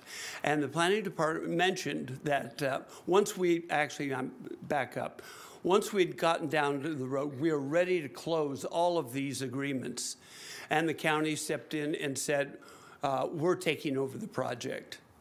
And Ms. Lorelei said that she went back to the 5 farmers that we went to and said they didn't want to participate. Well, the truth is they didn't get the same money offer. So they had already seen the dollar figure that was from the SunPower mitigation. And when they were offered a lower price, they felt disappointed and deceived. So that's what I wanted to talk about for this. You will find all of this in our letter that Harry gave out. So this point, which is the baseline and monitoring, you'll find reference in the letter. Thank you, Mr. Spear. Good afternoon. Good afternoon. My name is Sopak Mulholland. It's nice to see many of you again. Good afternoon. I just have a couple of quick questions I'm meant to ask and to get follow-up on. I'm with Sequoia Riverlands Trust. I'm the president and CEO there. I've come before you several times before. We're having some discussions today on whether this is an easement, and I find myself literally laughing. It's sort of like saying, I'm going to get my nails done today, but the assumption is, oh, she doesn't mean a manicure. Or I'm going to get a cut, but I don't mean my haircut. So when we use temporary easements as language, or mitigation easements, or conservation easements, in our world of conservation easements, it is not the same thing as a fire truck. It is a definition, it is described in the civil code, and it is not something that is extrapolated into some other form of language. And I would ask all of you to check that out, and that is stipulated in the letter that I put forward. The other thing I would say is that temporary easements cannot mitigate permanent impacts. And it was noted today that this was a temporary impact. And yet today, as you can see in the letter that we submitted, by your own writing, it says the General Services Division memo for today's hearing concedes that, quote, given the proximity of existing transmissions and intertie connection lines, the site is expected to continue to be used for commercial solar generation. So we're saying it's not really going to go beyond 30 years, but your own documents say that it will go beyond 30 years, and your temporary easements will not conform to mitigating for those easements over time. There's a lot of other discrepancies in terms of how a farmer could get out of this easement that's documented. We referred to the baselines that aren't even called out, the reporting and the way we do annual reporting. It is not that we ask the farmer to let us know how he's doing on the easements. We go out there and we are partners with our farmers. But believe me, I don't expect them to write me a letter to say that they put in three other rows of a different tree. I go out and I find that and I work with him to fix that. So the idea that you'll just be sent a report by the farmers is pretty inadequate. And I think that if you were to check with other land trusts and find out the kind of documentation that we are required by accreditation and by requirements to be an accredited land trust, they're quite significant and very different than the things that you're proposing. So I would just like to refer you again to the letter that was submitted by Sequoia Riverlands Trust today and ask it that you consider our reasons for feeling that these easements are definitely inadequate. Thank you. Thank you, Ms. Mulholland. Good afternoon. Good afternoon, Chairman and Supervisors. My name's Eileen Anderson, and I'm with the Center for Biological Diversity. And I want to make one addition to Harry Love's great presentation on Swainson's hawk and talk just a little bit about nests for Swainson's hawk. They basically come back to the same nesting area to where they're born. And if those nests are no longer viable, they simply don't have any other place else to go. They aren't programmed to go another place. So for example, Swainson's hawks used to nest throughout Southern California, but obviously that habitat isn't available for them anymore. And birds, even though there is habitat there, the birds have abandoned those areas. So with that, because of that unique ecology of the Swainson's hawk, and specifically the ones in the Antelope Valley, which are now the most southerly nesting population left in California, we believe the county has not demonstrated that suitable sites do not exist and are not available in the Antelope Valley for that mitigation. It's important to recognize the sites in this proposal do not meet the metric for the required mitigation, which actually does specify and state that the agricultural lands must be Swainson's hawk foraging habitat. So therefore, we don't believe that this will effectively offset the local impact in the Antelope Valley. This impact has happened over 7 years ago now and has yet to be mitigated appropriately, and this is continuing to impact that population as we speak. In numerous letters submitted to the county from various conservation organizations, both individually and collectively, we've repeatedly brought these issues to light. So I urge you to refer to the most recent letter from Babak Nafisi, who's representing the United Coalition of Groups that have concerns over this issue. As this issue is, we have concerns over how this issue is progressing, and we believe this is totally in the wrong direction. So lastly, I please ask you to vote no on this item today and rec planning to work with a certified land trust to meet the original mitigation requirements that were imposed by the county. Thank you. Thank you, Ms. Anderson. Good afternoon. Good afternoon, Chair Magid, Supervisors. My name is Gary George, and I'm with the Audubon California, the state program of the National Audubon Society. We're a non-profit conservation organization focused on birds and the places they need. We have many members here in Kern County, as you know, and chapters. We have standing in this matter because we originally commented on this project back in 2011. You're welcome to read those comments. I think you really maybe should look back that far to exactly how this mitigation came about and the original discussions at this board and in the environmental documents about this mitigation. The way we usually work, did something just go off? Okay, the way we usually work, is there, okay. The way we usually work. The sound is fine. Thank you. Is we work closely with the developers and the county. The county usually does the environmental review, writes the mitigation. The developers come to us if there's birds involved. We help resolve those conflicts with birds. We make suggestions of how to conserve those birds and meet those mitigation measures. The developer then, and then we sometimes recommend land trusts if there's land conservation involved. And then the land trusts present and work with the developer pays for the conservation, the developer submits it to the county approves the mitigation or not, and that's how it's done. That's how it's done in Los Angeles County for the Los Angeles portion of this project. We worked closely with SunPower We presented them some property along with Transition Habitat Conservancy. They quickly funded the conservation, permanent conservation of over 1,600 acres in the Antelope Valley for Swains and Sauk and prime farmland done, and they relied on that conservation and the durability of those conservation easements for the perpetuity, forever. On the Kern County side, it changed. In the Kern County side, the Kern County decided to play all the roles, not only of the lead agency, but also of the NGO, the bird expert, the land trust, the approver of the mitigation, and the rewriter of the mitigation. If you look at the original mitigation, you'll see that it actually is foraging habitat for swains and sauk within a certain distance from a nest. You'll see what the actual mitigation measure says.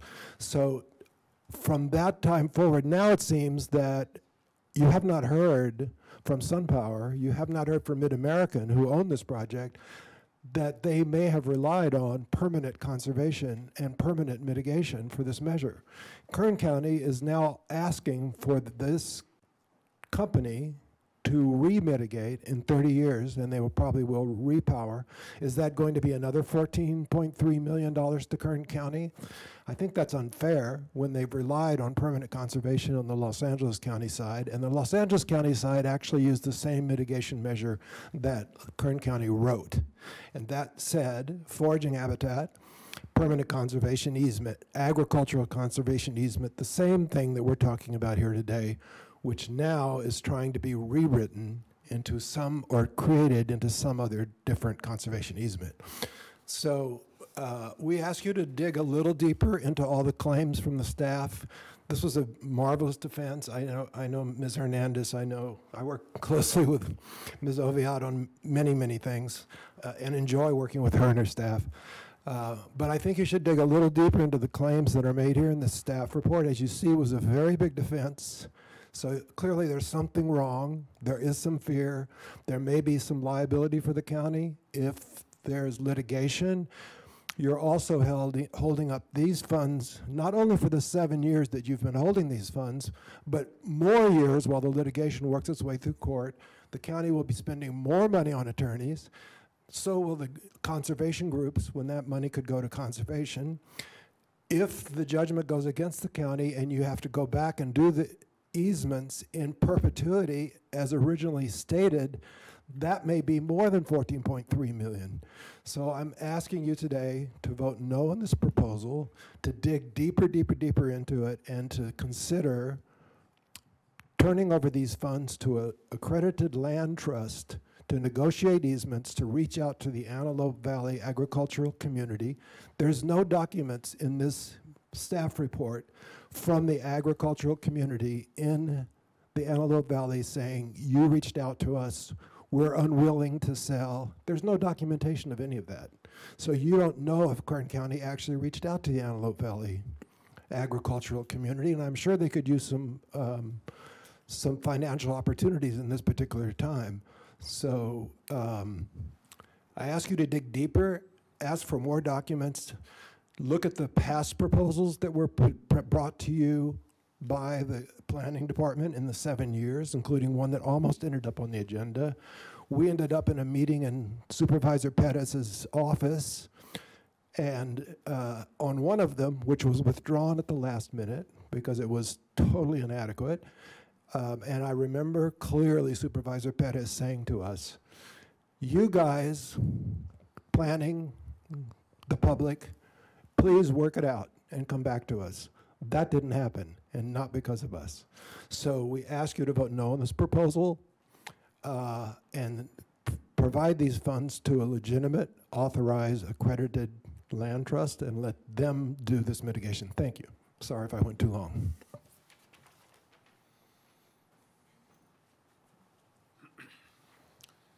Good afternoon, Mr. Knipp. Can you give us your name for the record? I'm Gordon Knipp. I'm the vice chair of the local Sierra Club chapter. Let me start off with this. Only 4 days ago, 4 days before this hearing on this important and controversial issue, county staff dumped more than 1,000 pages of previously unseen and withheld documents on the public and on you, the decision makers. Much of this information is technical. It requires time and expertise to assess. We think this is contrary to the interests of informing the public and of informed decision-making on your part. With that in mind, we've done our best in these last 4 days to absorb these 1,000 pages, these 1,000 additional pages from what we had before. Let me just briefly summarize some of the major points that we've come up with. We've turned in a number of documents, and I would refer you to those documents, particularly to the study that Swainson's Hawk expert Dr. Peter Bloom did on these specific properties. But let me just summarize some of the major points and leave the details. I'm sure you'll be pleased for that, and leave the details for those for the written comments. First of all, the county proposal violates its own county-imposed mitigation measures in numerous ways. The mitigation measure 4.2-1 KC requires mitigation lands to be either state-established prime farmland or farmland of statewide importance. A large percentage of the proposed lands are of lesser quality. According to FMMP Farmland Mapping and Monitoring Program maps, at least 1,300 acres of the proposed mitigation lands are of lesser farmland quality than that required by the mitigation measure. And we've turned in a document to back that up. The mitigation measure, same mitigation measure, requires mitigation lands to be Swainson's hawk foraging habitat. Some of the proposed lands are of little value as Swainson's hawk foraging habitat, according to the new report that I've just mentioned, that I just turned in. From Swainson's hawk expert Dr. Peter Bloom, the Palla and the Kir-Ben properties have, and I'm quoting here, quote, almost no value to foraging or nesting Swainson's hawk. The mitigation measure also requires mitigation land easements to be, and I'm quoting here too, agricultural conservation easements. Such easements must be held in perpetuity, but this proposal only requires lands to have mitigation easements to be held for 30 years. The mitigation measure requires proof, and that's the word they use, proof, that there is no available land in the Antelope Valley that satisfies the mitigation conditions. There is little evidence, certainly no proof, that perhaps with additional funding, appropriate Antelope Valley lands could not be found. Another concern we have another concern about the county holding, monitoring, and enforcing the proposed easements. In the 5 years since the county received the funds, the county's been unable to find suitable mitigation lands near the project's impact.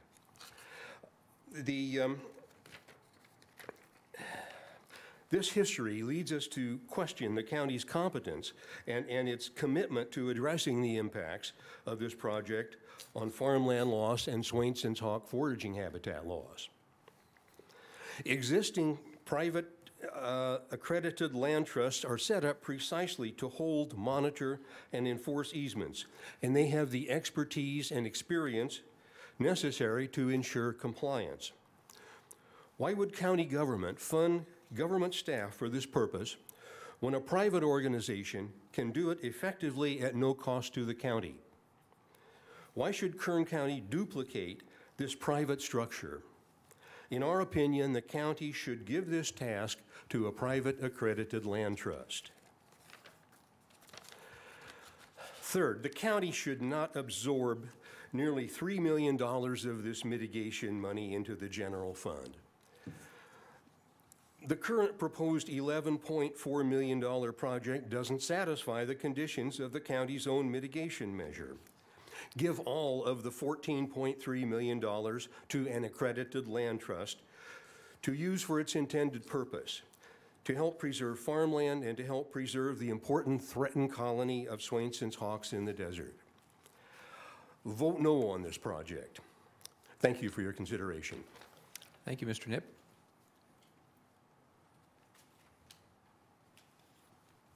Good afternoon. My name is Georgette Theotig. I live in Tehachapi. Could you spell your last name, ma'am? Theotig. Thank you. And I'll be brief. I am disappointed in the planning department's, that the planning department chose to select habitat in the San Joaquin Valley instead of in the desert. And you may or may not be on legal ground to do this, but to me, the bigger point is I think it's ethically wrong. Habitat protection in the valley, instead of the desert, effectively diminishes the Swainson's hawk population and probably will lead to its eventual extirpation in the Antelope Valley. I support the comments of Drs. Knipp and Bloom, and I stand for appropriate habitat protection for the Swainson's hawk. Thank you. Thank you, ma'am.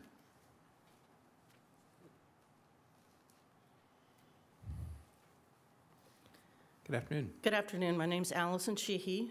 I've been in Kern County for 38 years. Learned how to bird watch by seeing a California condor at 20 feet away in the Maricopa foothills. When I first started birding here, I was approached by a fellow who worked for the Parks and Recreation Department about if I had ever seen any Swainson's hawk. Not only had I not seen them, I didn't know what they were. There were only 2 to be found up in the Cuyama Valley that were nesting in some cottonwood trees. So not only do Swainson's hawks need this agricultural land and the alfalfa fields that have replaced their native habitat of their foraging in grasslands and shrublands that are around here, they also need mature forest, either Joshua tree or cottonwood riparian forest.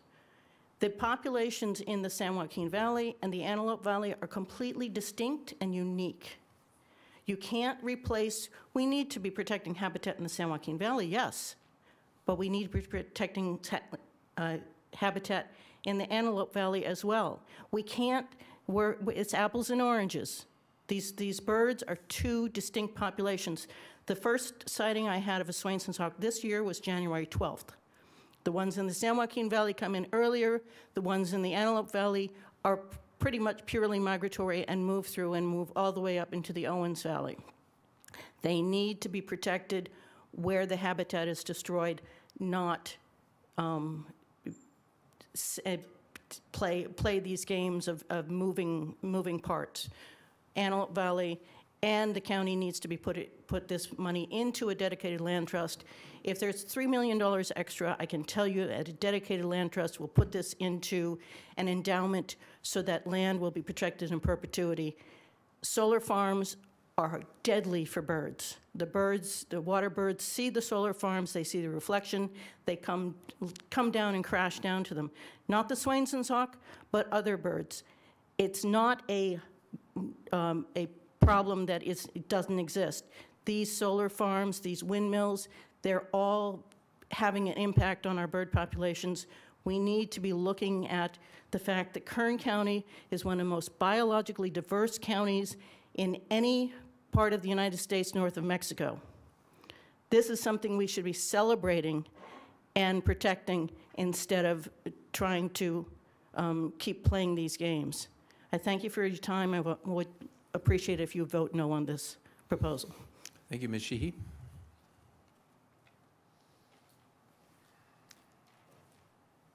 How many more would like to speak regarding this matter? I see 2. Thank you. Good afternoon. Eva Knipp. As a teacher, I give credence to the experts who actually study and do their homework on a subject. And therefore, I support the findings of Dr. Gordon Knipp and Dr. Peter Bloom. Thank you. Thank you, Ms. Knipp.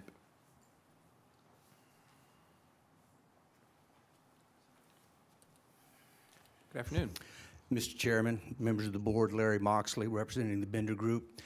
I've been involved in this project about 2 years now. I know it's gone on for much longer than that. And with all that you've been hearing, let me remind you of something.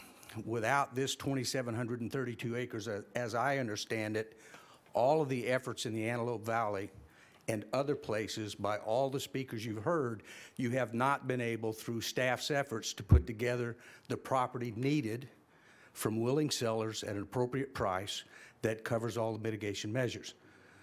I can say that with some knowledge because I've had a very spirited discussion through the period of these 2 years in negotiating this package that's before you with the CAO, and I owe him a public apology, although our discussion was in private. I was pretty hard on him when he told me in the middle of our talks he was investigating other options. I said, you don't have any other options. But yet he did, and I even believe several of you traveled to those options to look at them. So I know what you've been hearing. And I know how hard staff from the CAO's office and General Services and Director Oviatt have worked on trying to bring a solution to this board. You have it in front of you, and after 5 or 6 years, you don't have anything else that I'm aware of. And so I'm here to say we've worked very hard to meet your needs under the guidance of your staff and directors and what you've heard from outside counsel, and we ask you to accept and approve the department's recommendations. It's necessary, it's time, and I don't know where else you go if you deny this. So we do ask you to support staff's recommendation. Thank you. Thank you, Mr. Moxley. I think there's one more speaker. Good afternoon. Hello, Tom Franz from Shafter. I'm a proud member of the local Sierra Club chapter, Kern County chapter. I'm also a farmer. For the last 68.5 years, I've lived on the same piece of farmland, and I've owned land out there where you're like on Merced and Raleigh. I had up until 3 years ago 100 acres of farmland just 2 miles east of there. It was in alfalfa. I witnessed firsthand how many rodents were on that piece of property for many years and how much damage they did. Out of the 100 acres, they basically destroyed about 5 acres. And that's an economic hit. And for you to think that you shouldn't spend the entire amount of money on some kind of foraging habitat or whatever we call it for hawks in general is almost immoral. It returns value, first of all. More than what you spend would be returned economically to basic farm yields and stuff if we keep our rodent population in control. There's no reason not to spend a full amount of money. Now, other than that, I fully support all the recommendations you've heard from the people behind me, so thank you. Thank you, Mr. Franz. Okay, I see one more in the back. I asked if there's anybody else who'd like to speak. So is there anybody else besides this lady? Okay, we're going to close it after her. Good afternoon. What's your name, ma'am? My name is Could you pull the microphone towards you, please? Sure. My name is Lucy Clark, and I live south of Woody. And I live on Williamson Act land, and not since we purchased that land has the county ever come to check on our property.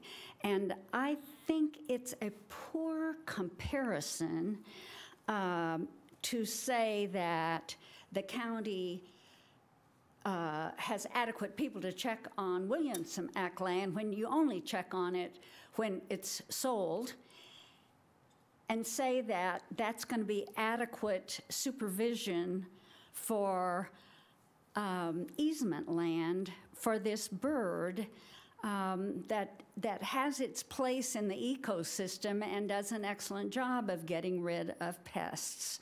I hope that you will vote no on this. I've been trying to read the 1,000 pages.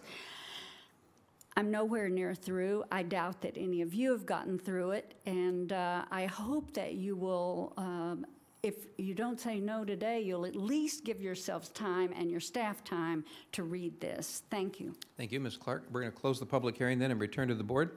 Do any members of the board wish to ask any questions or make any comments? Supervisor Couch. I was just going to ask if any of our staff needs to make any comments or respond to anything that they heard. Thank you, Supervisor Couch, through the chair. I would like to address some of the comments that have been made. First of all, I really appreciate the overview of the Swenson's Hawk that the Audubon Society has brought, and I appreciate and respect all the comments that have been made. Once again, however, the representation of the impacts from the solar project are now been misrepresented. The original EIR, there were no hawk nests found on this solar project and no habitat of the hawk nest. Otherwise, we would have required habitat. Within 10 miles is the requirement now of nesting hawks. So we're not saying that there was no impact. There was a cumulative impact, but the impact was found to be less significant. They were not required to go and find habitat. As the Audubon Society representative Gary George will indicate, this is an unusual mitigation measure that we put together. At the time, the applicant's property, there were no hawks on that property, and there was ag land. And so we came up with a combination to support a bird that traditionally is using the kind of habitat that is dependent on the market. You can't force people to grow alfalfa. We don't force farmers to farm in the United States. Therefore, this bird is dependent on a variety of factors that are unchallenged in the Antelope Valley. So I want to address a couple of things in the addendum. On page 2-4 and 2-5 of the addendum, we talk about the Antelope Valley water adjudication, which has been represented as completely not part of the discussion, and it is all of the discussion on the alfalfa in the Antelope Valley or any of the other kinds of things that we're growing out there. The water master has now been put into place by the Antelope Valley East Kern under the AVAC. They put out their 2017 report, and they said that the farmers will have to ramp down their use of water over the next 7 years. This is an adjudicated basin. The water has been cut up by the court. A water master is in charge, and M&I water, municipal and industrial water, for the city of Lancaster, the city of Palmdale, Quartz Hill, and the LA County Water District, as well as for Rosamond, Boron, and other areas, is a higher priority. And farmers are selling their water because they can sell it for more money than growing alfalfa. In this case, which is in the record, the physical solution, they call it the judgment and physical solution. The report in 2017 says that active cultivation is going to fall by 32% from the levels in 2010. And over the last 7 years, all of those farmers will have to ramp down. As your board knows, because of other projects that have been brought before you, alfalfa uses a lot of water. It actually uses more water than the trees, but most of the trees in the Antelope Valley, pistachio trees, were not mature enough, and they did not get enough water out of this judgment. They had not proved up their water, so they were torn out as well. The idea, they're talking about a 45% ramp down in groundwater use by overlying rights holders over the next 7 years. It is accurate that the Peterson Ranch has nesting pairs. They are, however, nesting in the cottonwoods on the riparian area along the fault. They are not nesting on agricultural land, and there is no irrigated or other land irrigated in the Peterson Ranch, and it is only half of the 2732. Therefore, while it would support the Antelope Valley population, it also does not qualify. And the Sierra Club put their opposition in writing, in the record, very vehemently against that option, so we did not bring it to your board. We have done the best we can with this adjudication issue. It is unreasonable, for even a land trust, if we give them the money, to give a farmer in the Antelope Valley a permanent easement, knowing that in 7 years they won't have enough money, they won't have enough water to grow. These farmers, because of their pre-existing rights, Central Valley is not adjudicated. We are under a groundwater sustainability plan. These farmers have established water rights. These rights will continue for those whole 30 years, and they have enough to grow. This is an unusual situation. We are dealing with a lot of different moving parts, and we appreciate that. We do respect Pete Bloom, but we also respect Jim Estep. They are both of them, the preeminent Swenson's Hawk in California, both of them. They happen to both be experts on it. Mr. Estep has spent months and months and months looking at these. He's looked at the Antelope Valley. He's looked at the Antelope Valley population, and he has taken into account this adjudication. Mr. Bloom has been brought in for a couple of overviews and has not been given the time to evaluate whether those long-term agricultural uses were really going to happen, or if the Swenson nesting hawks are going to move to things like the Peterson Ranch where they can live on the riparian areas or other sorts of areas. Those are all useful, but they're not part of this mitigation. Second, there's been nothing withheld from the Sierra Club. Sierra Club made a public records request. We sent them a letter. They never made an appointment, and they never came and looked at the documents. So there's been nothing withheld, and Mr. Knipp used the word withheld. I will be generous and hope that he did not mean that. Nothing's been withheld from the public. We have provided everything that we were asked to provide, and no one came and made an appointment to look at any of the documentation. So we have provided it in a timely manner.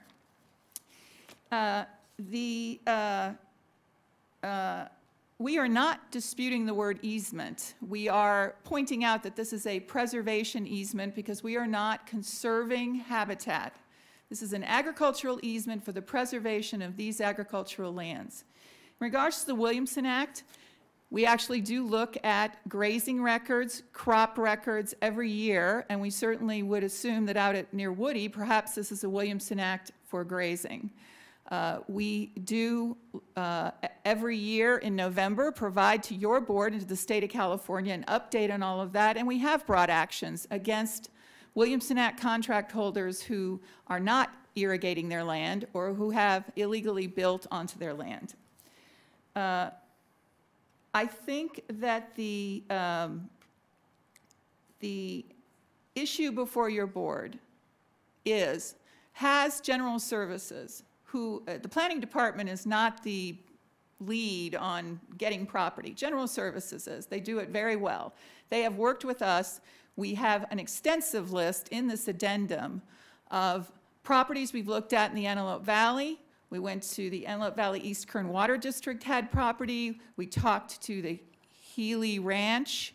We looked at all of these properties, and there were a number of different issues. One, some of these properties, because of the adjudication, did not want water to be part of this easement.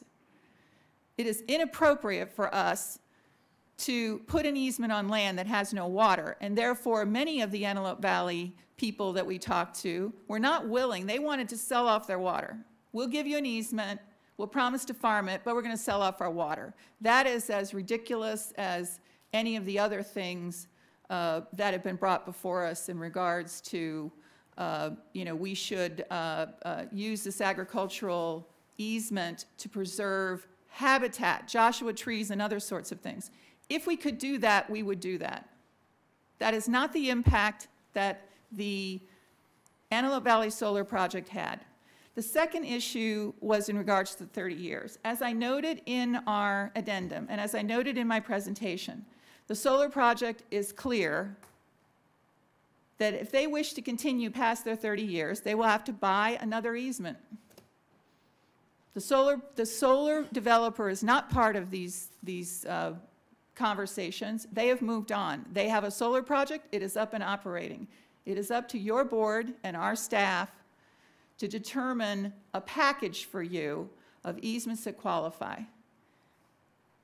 So staff just requests that if your board has a specific request of us, that you let us know what that is. If there is some specific area you wish us to look in, we'll go look. But we have looked in the Antelope Valley. We've hired the best, along with Mr. Bloom. Mr. Estep is the best Swenson's hawk expert. We have hired him. We've had him evaluate everything. He's provided it in writing. He's provided us a response to the Sequoia Riverlands Trust, which is our mistake because the map showed that it was over orchards. We are not putting it over orchards, but it's near orchards. The Swenson's hawk in the valley does use those trees to hang out before they swoops down and gets the rodents. So he is using those orchards as well as Joshua trees. So I don't know if Mr. Alsop or Mr. Garrison has any additional comments for your board, but we believe that we have exhausted all of the available sites that would be appropriate, and we can provide to your board a list of the monitoring activities that we intend to take to ensure that this 2,732 acres over the next 30 years is farmed appropriately for the Swenson's Hawk benefit. Thank you. Thank you, Ms. Oviatt. Mr. Couch, you're who brought to our recollection the opportunity for Ms. Oviatt to respond. Do you have any other follow-up questions you'd like to make? Not at this time. Okay, colleagues, what is your pleasure?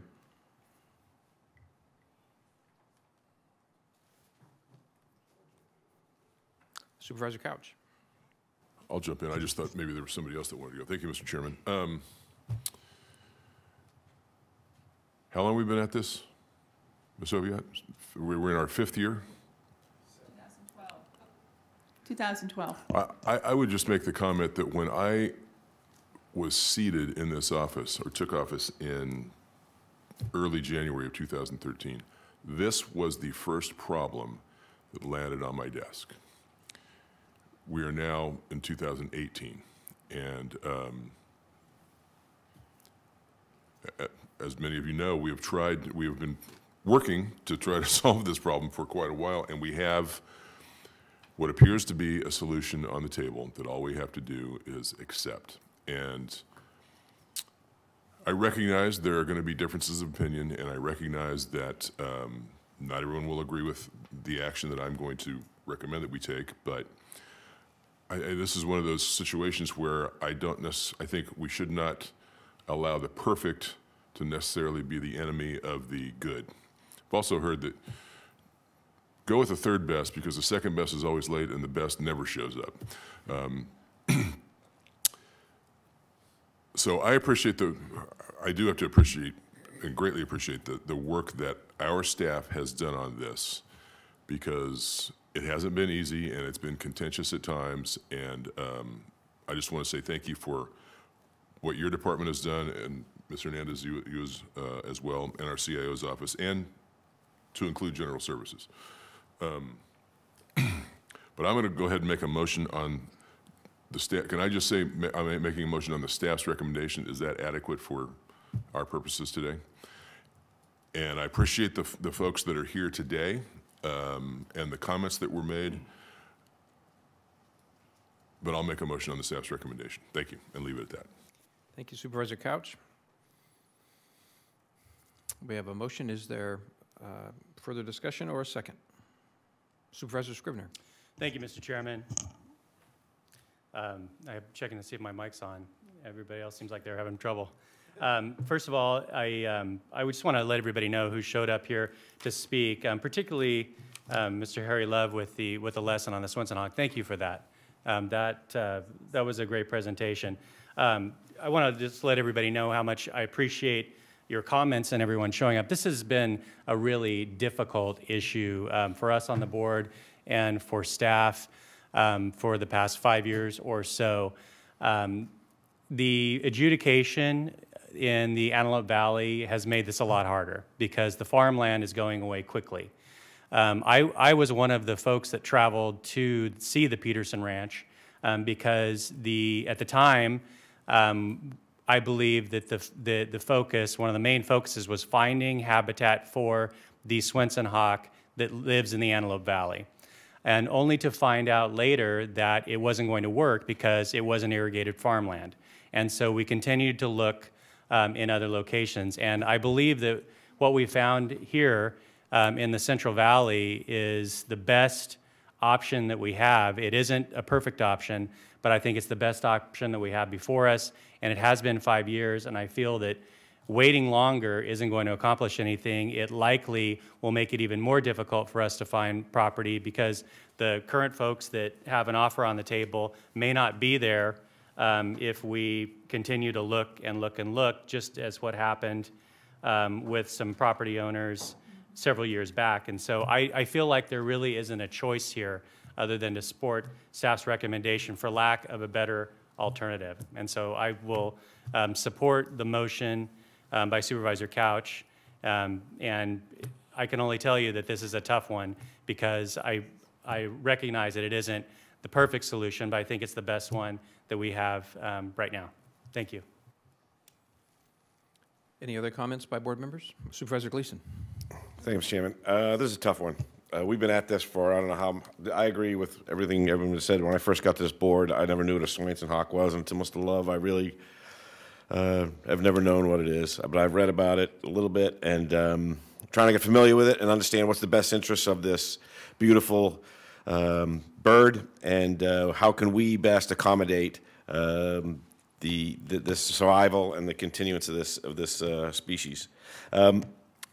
Really difficult. I think the compelling, both sides have very good arguments. The compelling argument for me is the fact that I think in the near future, in the distant future, Kern County, our water resources are going to be provided significant strain on our economy and on our culture. And I think it's going to change the face of Kern County. And I think we need to make decisions that are in the best interests of this great unknown. And we have in front of us an opportunity to make a decision which is acceptable. So I'm going to support staff's recommendation. Thank you, Supervisor Gleason. Supervisor Perez. Thank you, Chairman. I am so grateful that there are people in the world like you guys. Really, I am. This is an incredibly difficult issue, and I concede with my colleagues. I know how hard they have worked to find a solution that works here, to say nothing of our director, Hernandez, our incredible expertise that we have sought and paid well for to resolve this in a way that is meaningful to the public and has us meet our obligations. And I'm really saddened that we find ourselves here because I find everything that you say to be incredibly compelling. I know it's from your heart. I know it's authentic.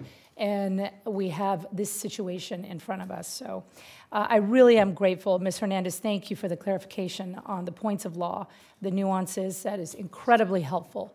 And Director Oviatt, again, I think incredible care and concern over one of the 1,000 complicated subjects that you are asked to advise us about. So I just want to say thank you to you from my heart because I think this is going to pass. I think it's where we're going. And any way in which you can continue to assist us in doing this as righteous as possible, I would hope that you would still consider being a part of that. So thank you deeply. Thank you. I too want to thank the members of the public for their comments today. Mr. Love has been an astute teacher for a long time. I knew him in that role a long time ago, and you still are good at it. Sometime would you share with me the app that had the bird sound? I would like to use that with my grandson. It'll make me popular with him. But for the reasons stated, I'm going to support this as well without belaboring it. So, but thank you very much for expressing your concerns to us this afternoon. So please cast your votes.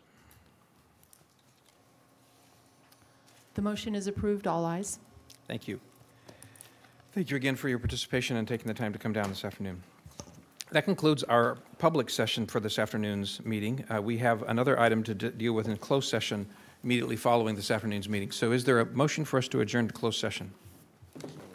We have a motion by Supervisor Gleason. Without exception, so ordered. Thank you.